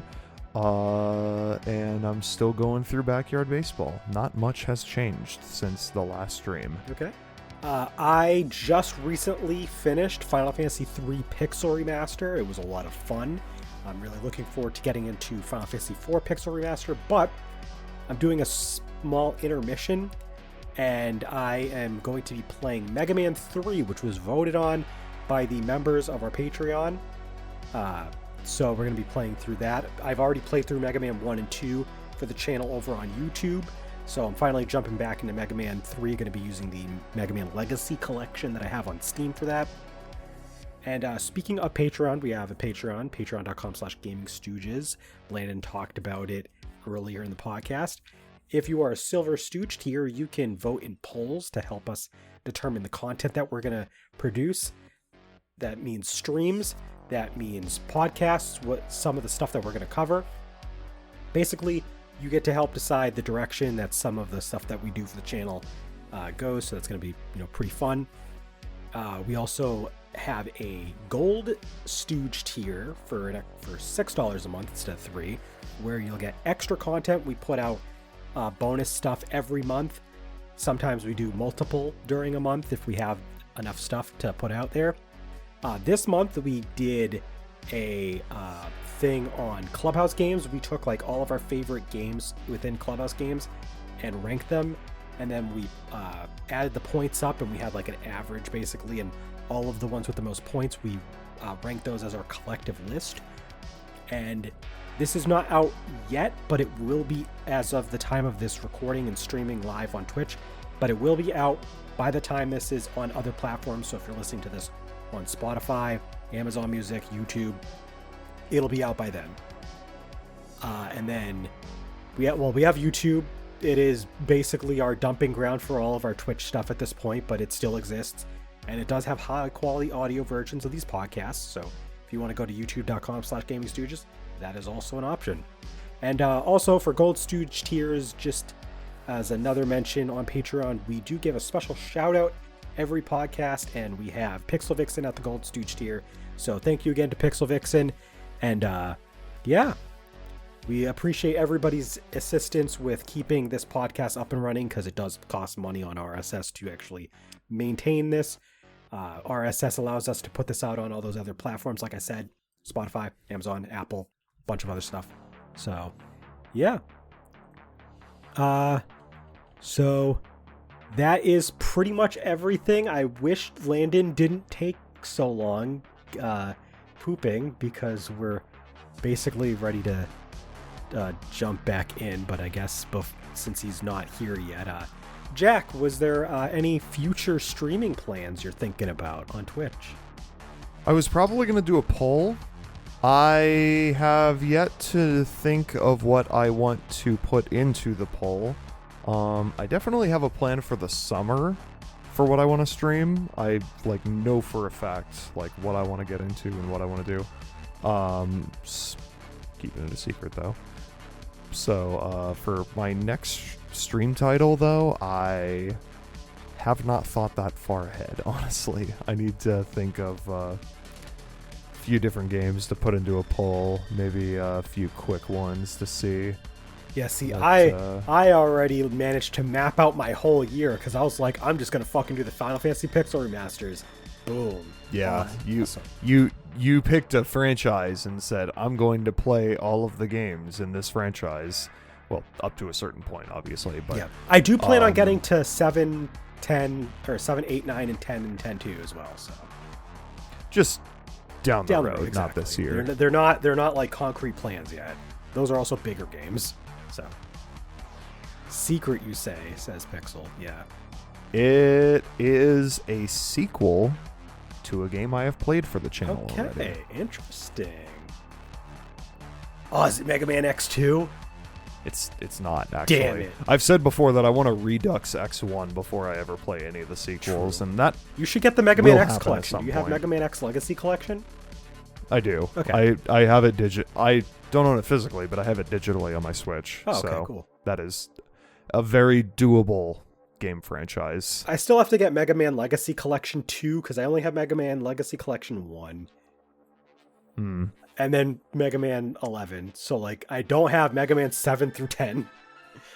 I gotta get that at some point. I don't know. I've always been a bigger fan of the classic Mega Man games, but I gotta get into Mega Man X now that they have the Legacy Collection. Capcom the GOAT. They've just put out so many fucking collections of so many goddamn franchises, and they're all good. Like, they did all those Ace Attorney solid compilations. They did also those Ace Attorney ones, all those Mega Man ones. You can even play the Battle Network series now. So, like, yeah, no, it's Capcom the GOAT.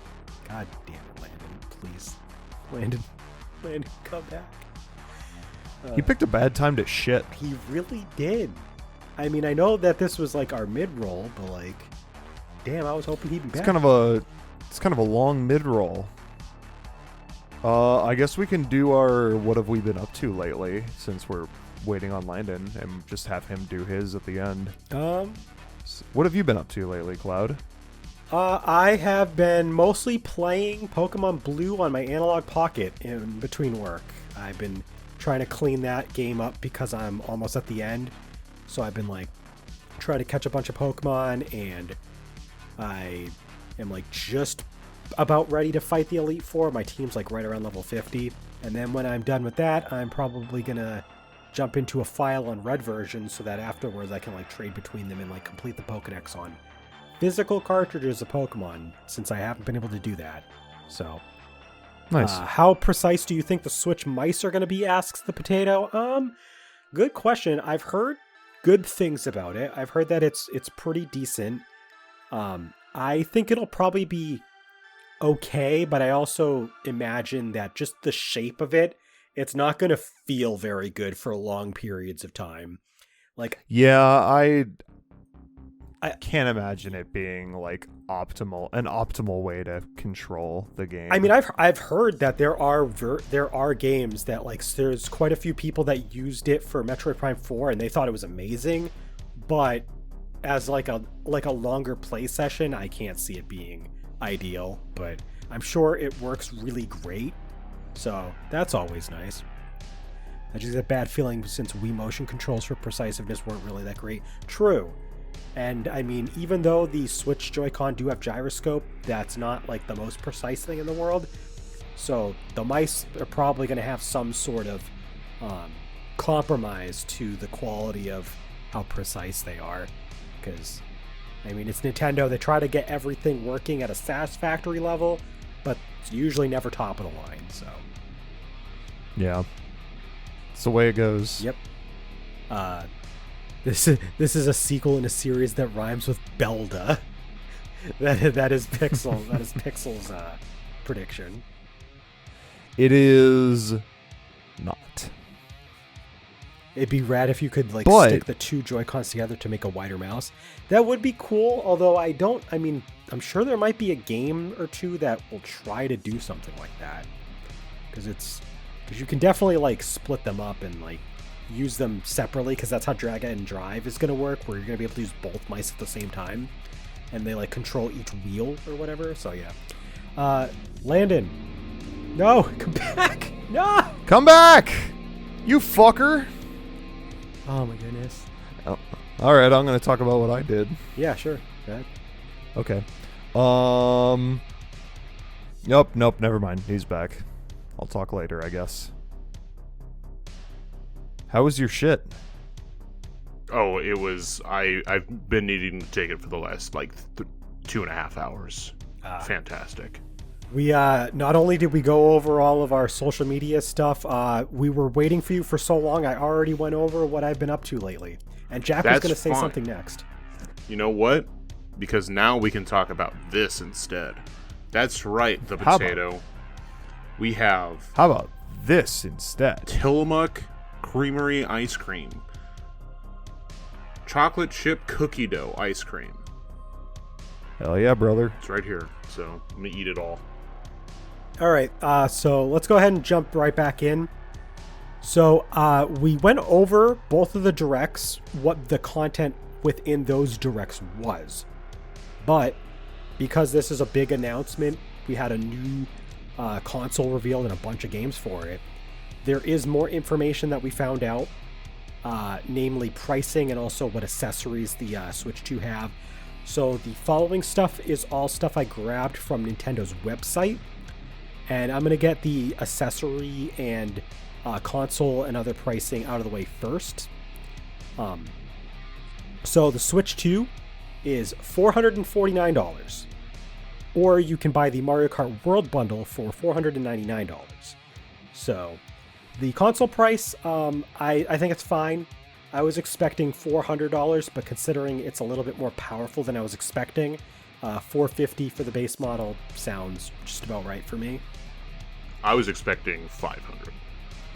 It's not a bad price. It's not. Honestly. For the specs, can't complain. Yeah, I can't complain either. Especially because of all the new tech that's in it, like the mouse controls, the game chat, the really high res just tablet screen, and the ability of that dock mode, like everything about it. Yeah, solid. For accessories, the Nintendo Switch 2 Pro Controller is going to be $79.99. For reference, the original Pro Controller is $69, $70. This is fine. I mean, it's got enough extra features that, you know, it's not like outlandish. It is more expensive than most standard level controllers, but I mean, it's not like you buy this once and then you're all set for like the next 5 to 10 years. So I mean, I think it's fine for what it is. Mm-hmm. The left and right Joy-Con 2 controllers are $90 together, but they can be sold separately as they were for the Switch 1. Again, a little expensive for if you're buying these, but you do get two already with the console when you get it. And if you're buying just one other set so that you can have like 4 players, like you buy it once and you're set. So it's not too bad. The battery life on them is the same as the Switch 1 Joy-Cons, and it has more tech in them, so sure.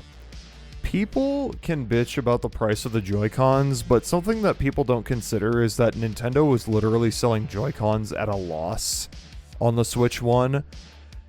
It was only a matter of time before they got even the slightest price increase. So $90 is not unreasonable, I don't think. Yeah.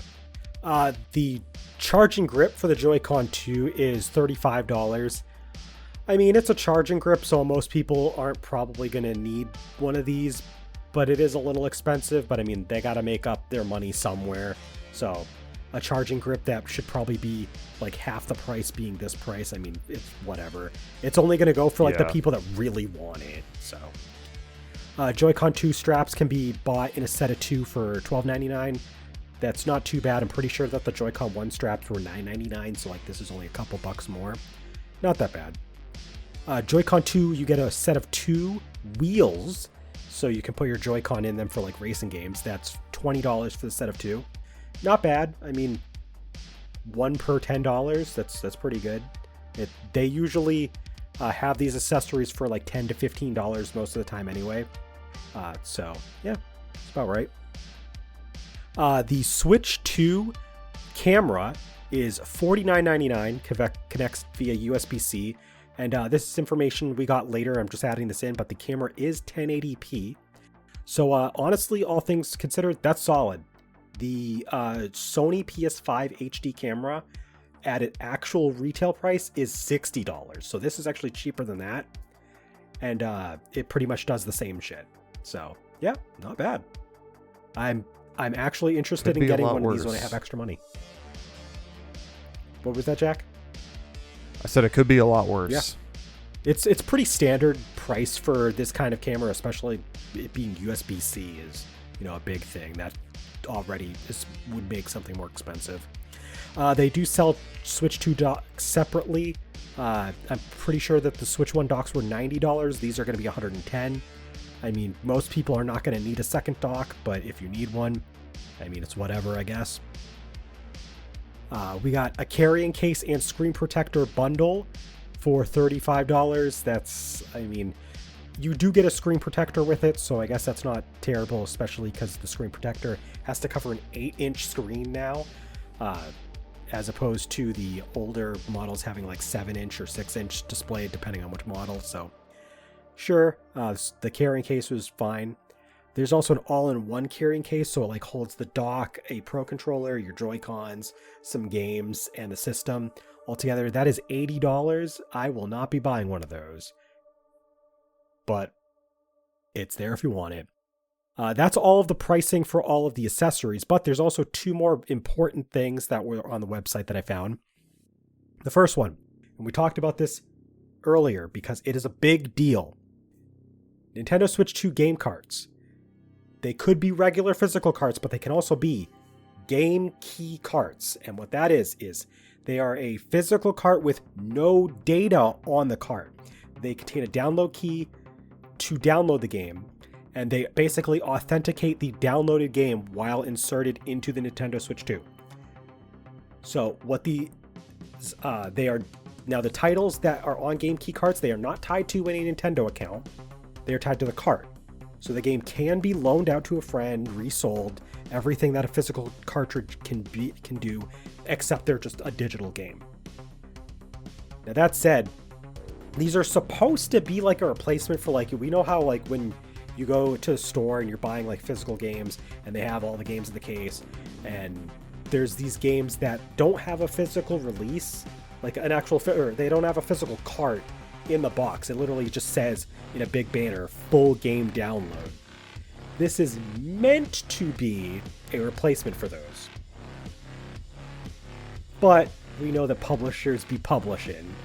So we're probably going to see a lot of games that could be on carts, but they're going to be game key carts instead. And Square Enix is a son of a bitch. Capcom is also doing this with Street Fighter 6. And so we're going to be seeing a lot of games that are on these game key carts. They will identify on the bottom where the Landon mentioned on the Switch 2 editions of games. They have this extra disclaimer. In that same spot on the bottom, you'll see whether or not it's a game key cart, if it's a game key cart. So yeah, it was, I get the idea of game key carts, but I definitely see this as a way for publishers to just be let's not actually make a real physical release. So, don't need that.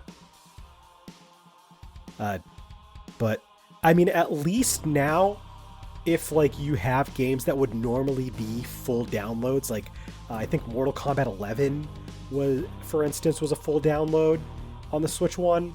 Now you can literally resell the game when you're done, or you can give it to somebody else and they can have it, and you don't have to worry about the game being locked to your account and just never being able to do anything with it. So on paper, it's better than what we had before, but it's probably going to be more utilized than the full download code games. So we're going to be seeing this a lot more, and I'm sure a lot of people are going to get sick of it. So we'll see. The Potato says that's kind of worrying for whenever they end up ending servers and the like, right? Yes, because they are still digital games. So if you don't have it downloaded to the system at the time that servers go down, it is a brick that does nothing. So yeah, it's that is the downside. Is it is still a digital game. It has all the trappings of a digital game outside of this ability to do stuff that normally would be physical, but it does still have that problem with it. So yeah, game key carts, they're a thing. We'll see how those pan out in the future. And then the last thing that was on the website. So the Nintendo Switch 2, as we know, it's supposed to be backwards compatible with most Nintendo Switch games, but it is not actually true backwards compatibility. Like, it's not like the Wii literally had a GameCube in it, or the 3DS literally has a DS hardware chip in it. It's emulating the games. So Nintendo has 2 PDFs on their website that you can look at, and there's like lists of games that do not have full compatibility. Like, there's some issues. There's a lot of investigations going on right now for all of these games that they're having problems with. For the most part, a lot of those are partner games. Pretty much all the Nintendo games that they can get working on Switch 2 are working on Switch 2. But there's like 15,000 partner games on Switch 1 that have to be looked at. So there's some level of compatibility that they have to look into and make sure that those work. But you can look that up on the website. Most of them work, but a lot of them, they can do updates though to make sure that it does work. So hopefully everybody that has a game that has some problems updates the game so that it can work on Switch 2. If Balatro doesn't work on the Switch 2, then the Switch 2 is automatically a failed system. There is no point for the system. Speaking of which, I did not see it. It is not anywhere on either list of having compatibility issues, so it should be fully compatible, yes. Thank God that the Labo 4 is officially dead. Yeah, so Labo 1 through 3 work fine as long as you're using the Switch 1 peripherals with it, since you can use all peripherals on Switch 1 mostly, but Labo 4 is not, so that's very interesting. Only because the VR cardboard cutout does not fit the Switch 2. It's not big enough. And that's the only reason why it's not compatible. And they literally say that word for word, almost basically. Like, they're just like, the Switch 2 does not fit in the Labo VR, so therefore it cannot be played. Go fuck yourself. Fucked up. I mean, yeah. And then the last thing I want to go over, this was not through Nintendo's website. This was thanks to GameStop. GameStop has listings for a bunch of Switch 2 stuff, including physical copies of games that they'll be selling. Or physical copies of games. Or quote-unquote physical copies of games. So this is like the big controversy of the Switch 2, we're going to say. But we'll talk about it after I've listed everything off. So Mario Kart World physical is $79.99. That was not a mistake. Yes, $79.99. Donkey Kong Bonanza is $69.99. Bravely Default Flying Fairy HD Remaster is $39.99 for Game Key Cart. It's not a true physical release. Street Fighter 6 Year 1 and 2 Fighters Edition is $59.99 for Game Key Cart. The Legend of Zelda Breath of the Wild Switch 2 Edition is $69.99, and the Legend of Zelda Tears of the Kingdom Switch 2 Edition is $79.99. Landon mentioned earlier, yes, they are $10 more than the Switch 1 versions. Super Mario Party Jamboree Switch 2 Edition plus Jamboree TV is $79.99. And Kirby and the Forgotten Land Switch 2 Edition and Star-Crossed World is $79.99. So, yes, there are games for Switch 2 that are $79.99. And that means that we are going to be seeing $80 games as the top end for Switch 2. Some of these can be justified, and some of these are a lot harder to justify. Let's get out of the way the ones that we had explained earlier are very easy to justify. Kirby and the Forgotten Land Switch 2 Edition, Star-Crossed World, is literally a Kirby game that was full price on Switch, and it is getting an expansion of DLC.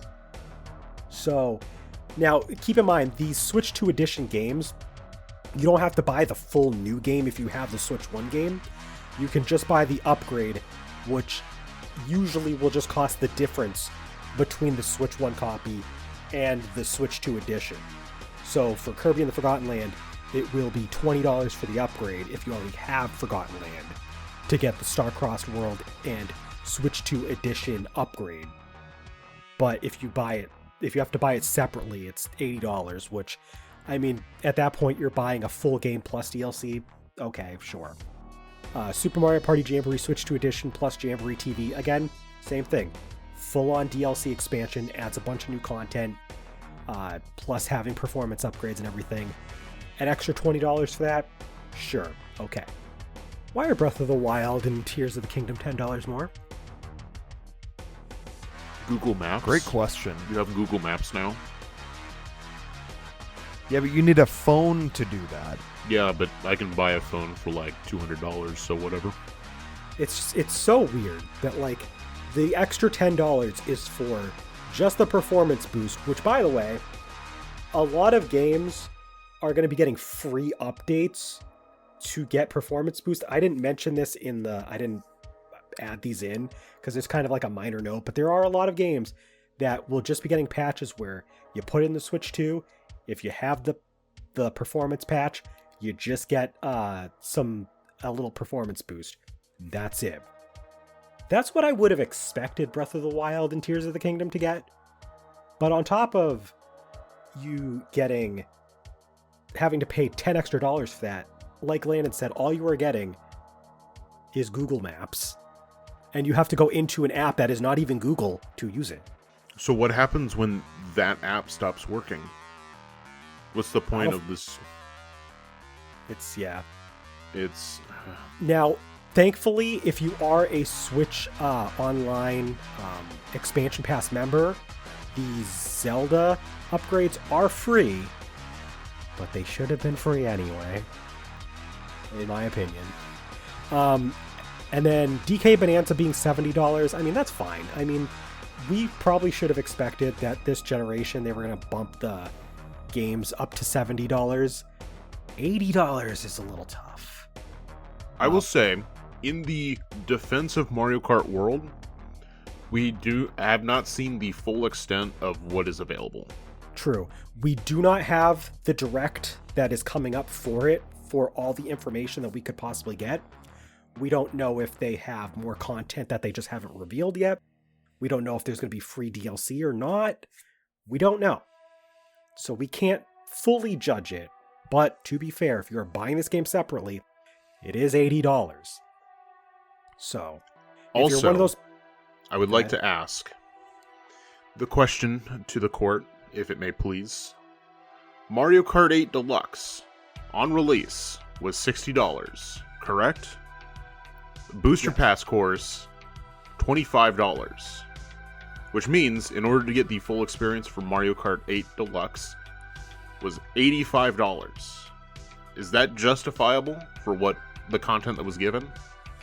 I think for Mario Kart 8 Deluxe it was, but to be fair, that was also 96 courses. Yeah, but that's what I'm saying. If Mario Kart World has an amount of content that is equivalent, it doesn't have to be the same number of tracks, just like an equivalent amount of content, whether it be like characters, courses, carts, modes. Like, if they brought back a mission mode? Yep. We don't know all the details, so it is a tough sell, but it is a sell that could possibly justify itself.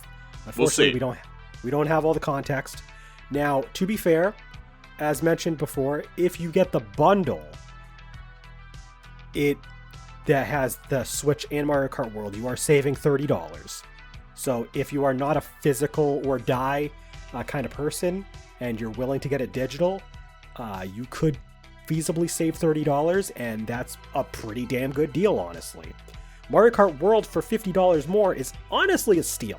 Like, I would say that's a really good deal. But yeah, hopefully we see enough of Mario Kart World where we can say, okay, this is worth it. I'm not going to go out and start screaming at the top of my lungs, this is just blatant corporate greed, and Nintendo's tone deaf, until I see the content. And when I see the content, then I will make the decision to complain like the rest of the sheep bowl. Until then, I'll just sit there and go, okay. Yeah. It looks fun, though. Yeah, the game looks fun. So, we actually managed to blow through this a lot faster, so I do want to just go around real quick and ask overall thoughts on everything, from the Switch game announcements to the Switch 2 and everything that was shown off there, to the, just everything. Anything you want to talk about real quick. Jack? He's like a deer caught in headlights. I wasn't prepared for this. You weren't prepared for this? I mean, I can jump in and throw some stuff out there. So, I think overall, there's a lot to take in. There's so much. We weren't expecting a bunch of Switch 1 announcements, so we have to soak that all in first as well. But there's a lot of great games coming out to both Switch 1 and Switch 2. I think that the Switch 2, from a hardware standpoint, you got to put aside the pricing for the games for a second. The Switch 2 is doing literally everything I asked for. It is much more powerful. The games on it look fantastic. Hopefully, we don't know about Joy-Con drift, if that's going to be a thing, but it hopefully remedies every major complaint we had, like the Joy-Cons being too small and uncomfortable, and this problem, that problem. They've basically fixed every issue and made the system just so much better. And I'm looking forward to getting it just on that alone. Even if I just get it and I only get some games and I don't get as much as I did on Switch 1, having the performance boosts of Switch 1 games is really cool. Just everything about the system, I'm excited for it. We didn't even talk about it because it was something that they showed off later. But the eShop is cleaner. There's a way to filter out all the nonsense. They have a way to recommend games to you directly based on what you're already playing, like the 3DS did. So it's going to try to keep you engaged in a way that you want to be on the eShop. But there's no music, so fuck it. There's still no music, unfortunately. The only major thing that we haven't seen them fix that we want them to fix is themes and actual folders. There's groups, but it's kind of cumbersome. So that's the only thing. That's the only thing. They fixed everything else. Yeah, and they made everything else better.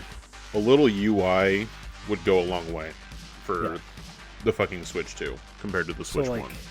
So I'm just really excited for the system just based on that. The games that they showed off are all really great for the most part. There's definitely some that I want. So, yeah, I'm going to try and save up, and I'm going to try and get the system and the games that I can afford for it at the times I want to get them. But, the Switch 2 is exactly what I was hoping it was going to be on paper, so, yeah. Do you want me to go now? Yeah. You have stuff to share? Okay. You have some thoughts to share? I am looking forward to it. I hope that the price does not get worse. As it stands, the price for the system is fine. Some of the games are pretty pricey, but I'm also really excited for those games. And I don't know, man. If you adjust for inflation, spending $7 or $60 on a game in 2017 is like spending $77 or $78 on a game today. So fucking, I don't know, dude. It is. I like what they showed off. It is still a little steep considering we just had a price jump 5 years ago, and the last time we had a price jump before that was 15 years ago. So it is a little bit accelerating. I think that's what the sticker shock really is. Is just it's kind of coming fast, but yeah, I overall am looking forward to it. There's a lot of games that I'm looking forward to. I'm definitely going to pre-order it. I want to fucking play that Mario Kart, and Donkey Kong comes out like a month later, so I'm going to be all over it. To reply to chat, hopefully the system won't have the availability issues, the stock issues that the Switch 1 had. But it is a Nintendo console, and they historically do have problems with stock when they underestimate how much people want it. So we'll see. I mean, hopefully there isn't port strikes. That was a factor that was going in during the release window of the Switch 1. A lot of ports were under strike. So true. And we did just have port strikes not too long ago, like last year. So like, Yeah, so maybe we'll find happen again. this time. yeah, We'll see. We'll see. yeah. Any thoughts on anything else, like the accessories you're thinking of getting for it? How you feel about game key carts, Switch 2 editions? Game key carts exist to replace the fucking download code inbox. It's not ideal. Well, it's not even But- like replacing just that. It's also replacing the game that had a little bit of game on it, but like it was mostly a download. Like That's true too. Yeah. there's a large number of Switch games that were like, you can buy the physical cart, but it has like a third of the game. Yeah. Please also download 64 gigabytes of data. That's a good point I didn't bring up, because like realistically, every publisher that had those kind of releases is just going to do a game key cart. Yeah, which is why it's going to be a lot of third-party like publishers that are just going to be like ruining this shit. It's already bad enough, but now I wish it was either you make a physical release or you don't. Just it's either everything is on the cart. I can understand. I'm realistic. I can understand. Updates happen. We're in the world where updates happen. That's fine. And that's that can be considered a good thing, because like before you couldn't fix a game if there was problems with it that need to be fixed. Yeah. But now you can ship a broken game and make it better. That's the trade-off, unfortunately. Yeah. But also you can Unfortunately, just ship a good game and then add content to it as well. So there's there's degrees to it, but like it should just be like either just put it all on a fucking cart or just fuck off. Like, don't bother. I will say I feel like this was like one of the things that inspired game key carts was all of the like, old mom or like grandma that would like buy their kid a game that was just the download code, and then like they're like, there was no game in here when I bought it. Oh god, I hate those people. Like there's definitely a substantial enough amount of people that probably had this happen, and then as someone who works in retail, you'd have to explain to them there wasn't a physical game in here. There's supposed to be a voucher. That's why just like I'm so glad I don't have to deal with any of this, because I can easily see people being like, I put in my game key cart and there was nothing. Did you connect to the internet? I don't have the internet. Because we still live in a world where not everyone has access to the internet.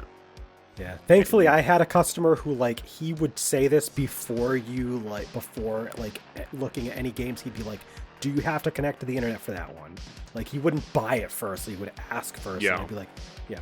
But good point in the chat though. Multiplayer communication stuff did seem like. So the thing about that is that for game chat, which I am excited for. I'm really excited for it actually. They prioritize your gameplay first. So they will make sure that the game is running smooth and that your connection to online, if you're doing that to play the game, continues to be smooth. And then it also prioritizes the voice audio of the people that you're in the call with. And then it's going to adjust the quality of the video feeds, if there are any, based on how well the Switch 2 can handle it and your connection. So if your connection's really good and you only have like a couple people playing in the group chat with you, it'll run better. If there's like a ton of people in the group chat, because you can have up to 12 people, it's gonna make the gameplay for everybody else kind of jittery looking. And I get it, because it's a Switch 2. It's not a high-end gaming PC. It's not a PS5 Pro. It's not that powerful. So it has to account for that. And I think that the compromise is fine. I'm kind of glad that they showed that kind of stuff off in the Direct, because it's like, if they showed it off just buttery smooth and perfectly fine, and then the reality is that's just not what the Switch 2 is capable of, do you know how many people would be pissed? Yeah, people will be way more pissed being lied to than Exactly being told the truth in this case. Yeah. I'd rather be told a mediocre truth than a really promising lie. So Yeah, so it's fine. I do have a question for you guys. yes. Before any of the announcements, did you have even a remote idea of a budget for what you would be willing to spend? Not just on the console, just in general. Like, say, launch day, everything you needed to get together for whatever games and the system and everything. Yeah. Total, probably like $600. I was thinking like 600-ish. I was considering I was Wow. going to get the system, one big game, probably one smaller game. I wasn't going to invest in an SD card right away because 256 gigabytes on system is fine. I don't need an SD card right away. And I wasn't going to get any accessories right away because I was going to probably just be fine with the Joy-Cons for a while. So yeah, that was my budget. I was thinking 600. Wow. Poor bastards. Why? What are you getting on launch? No, I was just thinking, like, I was going to go for, like, $1,000 straight up. Like- Jeez, what are you considering getting at launch? Well, no. This is literally, like, what I was going to pre-budget for. Before we knew anything about the console price or anything. Is because I figured the console was $500. You know, you get, like, 1 or 2 games. Those are $60 a pop. So, you know, there's another 120 games there. So that would have been the whole budget completely there. And I like having carrying cases because I actually take my Switch places. Fair. I need a tempered glass screen protector because absolutely fuck not. I do want a complete package carrying case because I actually like having those for either storage or like actually taking it somewhere. I actually have one for my Switch 1. And then, you know, the Pro Controller, too. So you're And pretty much I'm just not- going all in on getting everything. I'm not dumb. I have 2 children. I absolutely need, like, some sort of, like, insurance protection plan for this fucking shit. And Nintendo's limited warranty is not going to cover what a child can do to a system. That's true. Let's be fucking real. That's absolutely true. Like And- with these sort of systems, like you gotta And- count.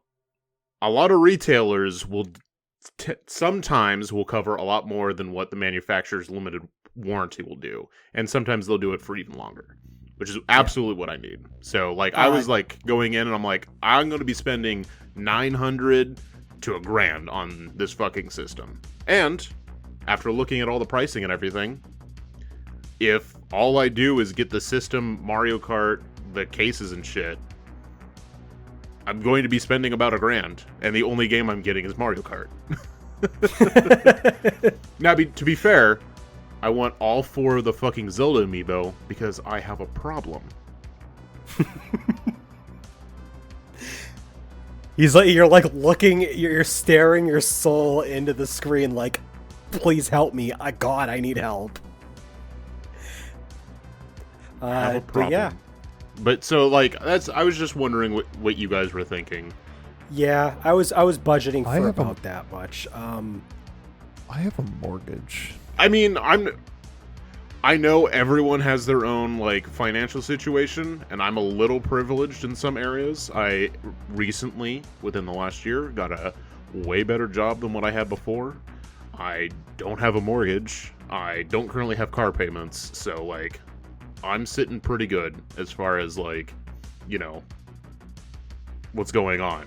But I was still like, all right. Like, as soon as they started even, like, talking about the Switch 2, I was like, okay.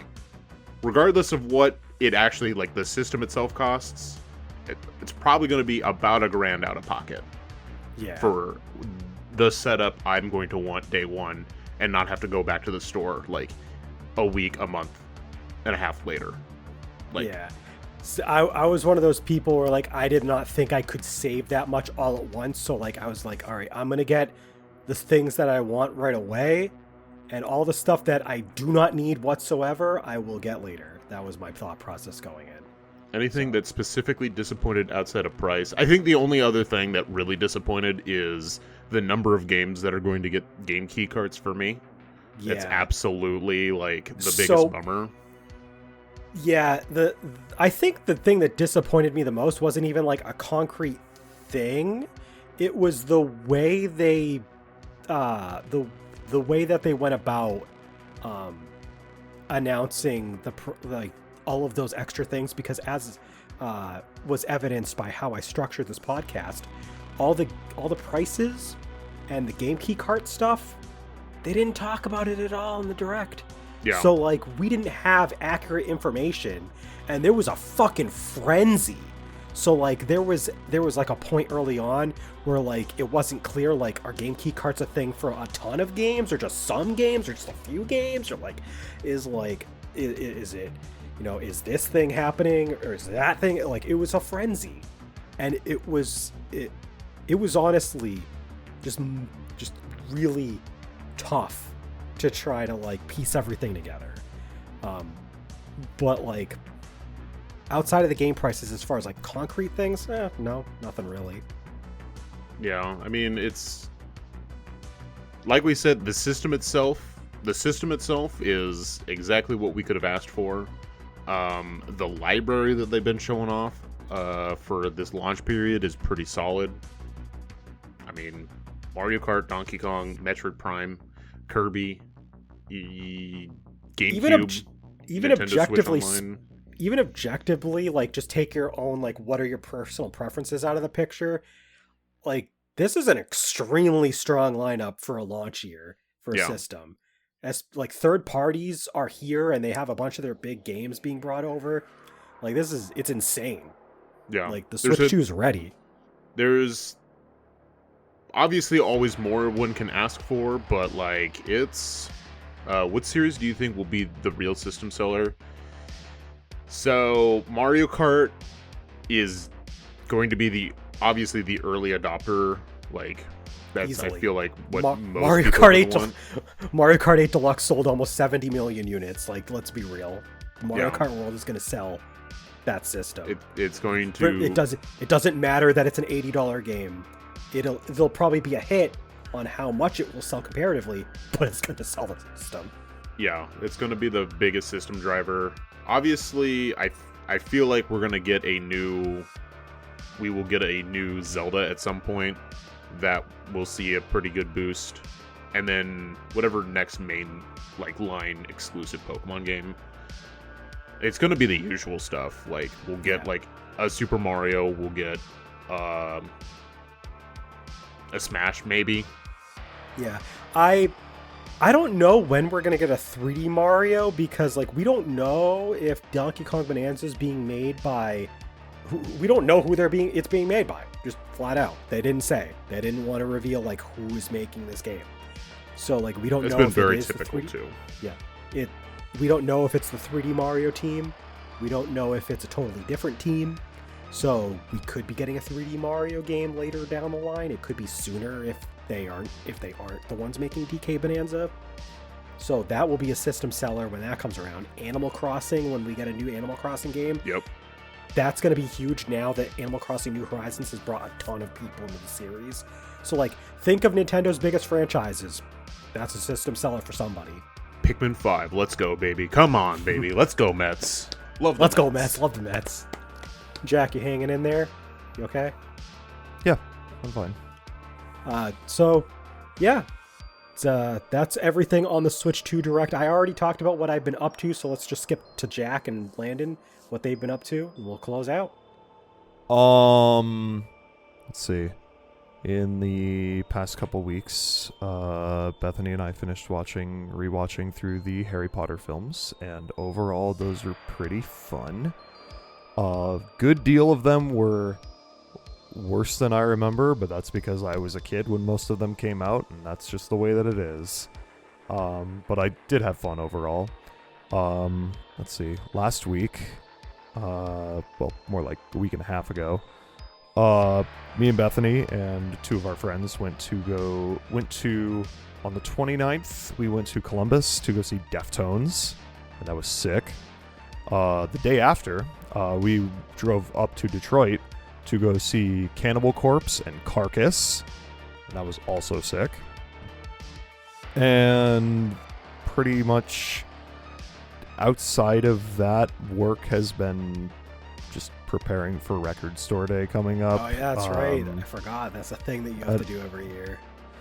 It is, and it is our biggest sale day of the year, and it exhausts me because I have to wake up for an 8 a.m. shift like a normal person. I never got to ask you this, but how does it feel knowing that day falls not too far from your birthday? It almost was on my birthday one year. It was like, I think, a day or two off. Gross. It's usually the third Saturday in April. It's the second Saturday this year because Easter. They try to not have it coincide with Easter weekend. But yeah, that is coming up this coming weekend, and that's pretty much what I've been doing lately. I just can't believe he went to those shows and did not want to record Patreon video content with us, Cloud. We still managed to do it earlier than we were expecting, so like it's no big deal. We still did it. It was mostly we did it earlier than we originally thought it was going to happen, so we're cool. Mm-hmm. I just remember when we were like trying to find dates, and Jack was just absolutely not having it. I also went up to Detroit to visit some friends this past weekend, and also to go see Anxious on Monday. And you have a shirt that you're wearing that I'm assuming is from them. I did. Yes, it is. Great band. Everyone should listen to Anxious. But we were planning the potential recording for the Patreon video. We were trying to figure out like what day would work, and we floated the idea of like either this past Sunday or the Sunday before that, and I'm like, I'm out of town on both Sundays. I can't do either of them. Originally Landon was going to be gone on his vacation longer than we thought, so like we were like, oh, we can't do it any of these days. But then Landon was like, actually, I'm going to be here. I'm going to be home this day. I'm coming back Wednesday, so we can do it Friday. And then we ended up doing it Friday. You can thank Kari's father for that. He decided he had to get gout, so... Damn. You've got gall. You've got gout. He's fine. But she had to take him to a hospital trip on the Thursday, so we couldn't stay till Friday like we wanted to. Anyway, great segue into I went to the coast. Yeah. How was it? It was pretty fun. We were only there a couple days, but we went to Rockaway Beach, which is like 20 minutes from the homeland, Tillamook. The homeland. Yeah. It's God's land. Yeah, you live right near that place too. That's really cool that you can just go there. It's like an hour and a half away, so it's like it's a bit of a drive, but like I can make it a day. Like it's like a day trip to go out to Tillamook, and like we did like a little bit of like hiking with the girls. There's like a wildlife refuge that's not too far from Tillamook, so we made it like a whole day. We drove to the wildlife refuge. There's a lighthouse on that wildlife refuge, actually the shortest one on the Oregon coast, Cape Maratus, I think it is, something like that. So we did a little bit of walking, and then we went to Tillamook Creamery. It's not here. I have a new mug that I will start drinking out of soon, Tillamook themed. And you guys have something that will be in the mail eventually when I can mail something. So look forward to that. I got you something from the motherland. From the motherland. The other big thing, the spare seconds, the mere seconds I get when I'm not making content with these motherfuckers and not raising my 2 children or working, the mere seconds left in my day, I have been playing Penny's Big Breakaway, and I'm almost done with it. The game's a lot of fun. Like the momentum. Imagine liking it. the momentum system, like the movement system and everything, it's so fun to like just. It feels so good when you like master how to like do the jumps, chain and everything. Like, yeah, oh, it's so good. Go to the wheel and then like and then like I still suck at it, so it's fine. Like I'm not even like getting close to like the suggested goals of points. Yeah, no, me neither. Yeah, but I'm just having a lot of fun like playing through the levels and going through it. I'm in World 10 right now, so I think I'm almost done. You're I think pretty World much right 11 near the is end, the last one. So like once that's done, there's a couple games that I'm looking to start up. But yeah, I've been really enjoying that. Been playing a little bit of Balatro. I stopped playing the Tears of the Kingdom because we had the announcement that it's going to have performance upgrade. So, I mean, probably we do have a Nintendo Switch Online plus Expansion Pass family membership. So, for us, it is free. Free, in large quotes, asterisk. In large quotes, asterisk, exactly. Someone spends $80 a year on that. I'm not going to say who, but Landon does. We do give you money. Sometimes Jack has to be pestered several times for it, but not just Jack, other people too. Yeah, mostly the other people. You two are like the best two at getting it to me when I remember to ask. Anyway, and then other than that, just like watching a lot of shit because it's the easiest thing to do when bottle feeding two children at the same time. Have they said if there's any ways to transfer saves for games from Switch 1? So it's going to work the same way that transferring between Switches does. So you'll be able to just send it locally if they're near each other. And for the games that have cloud saves, you can use your cloud save data if you want. And for the games like Pokemon and Animal Crossing, where it's tied to your account, it will transfer with your account when it moves over.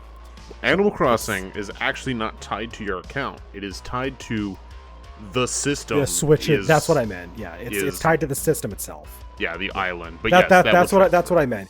It's not something that you can store on cloud storage. So you have to have the system with you in order to send it over. But also, Animal Crossing, the island itself is unique to that system. So that's the other But it should transfer fine. There's been some reports about that transferring as well, so you don't have to worry about that. Yeah. So, I mean, just obviously the same precautions you should take if you were switching between one Switch and another. For if you have any of those games where you can't use cloud storage, keep your system on hand. Do not take the bait from GameStop to send your system in to get a pre-ordered reservation discount. Don't do it. Just hold on to your Switch. Get the new Switch and then switch everything over. I said switch a lot. You did, and we've been switching it up a lot tonight. Hey, what's the name of the new Nintendo system? The Nintendo Switch 2. Oh, thank you.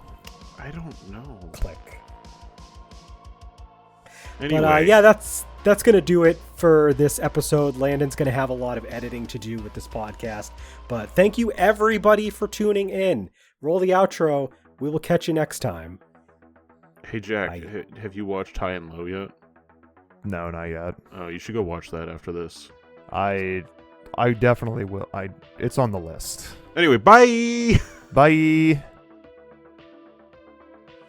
Thank you for listening to the Gaming Stooges Talks podcast. If you enjoyed us, consider subscribing to our podcast RSS feed, or follow us on youtube.com/GamingStooges and twitch.tv/GamingStooges for more gaming content. If you'd like to chat with us, join our Discord. The link can be found in the episode description. We also want to thank all of our Patreon supporters. Your continued support means a lot to us. Not already one? Please take a look at what we have to offer anyone who becomes a patron at patreon.com/GamingStooges. See you next time!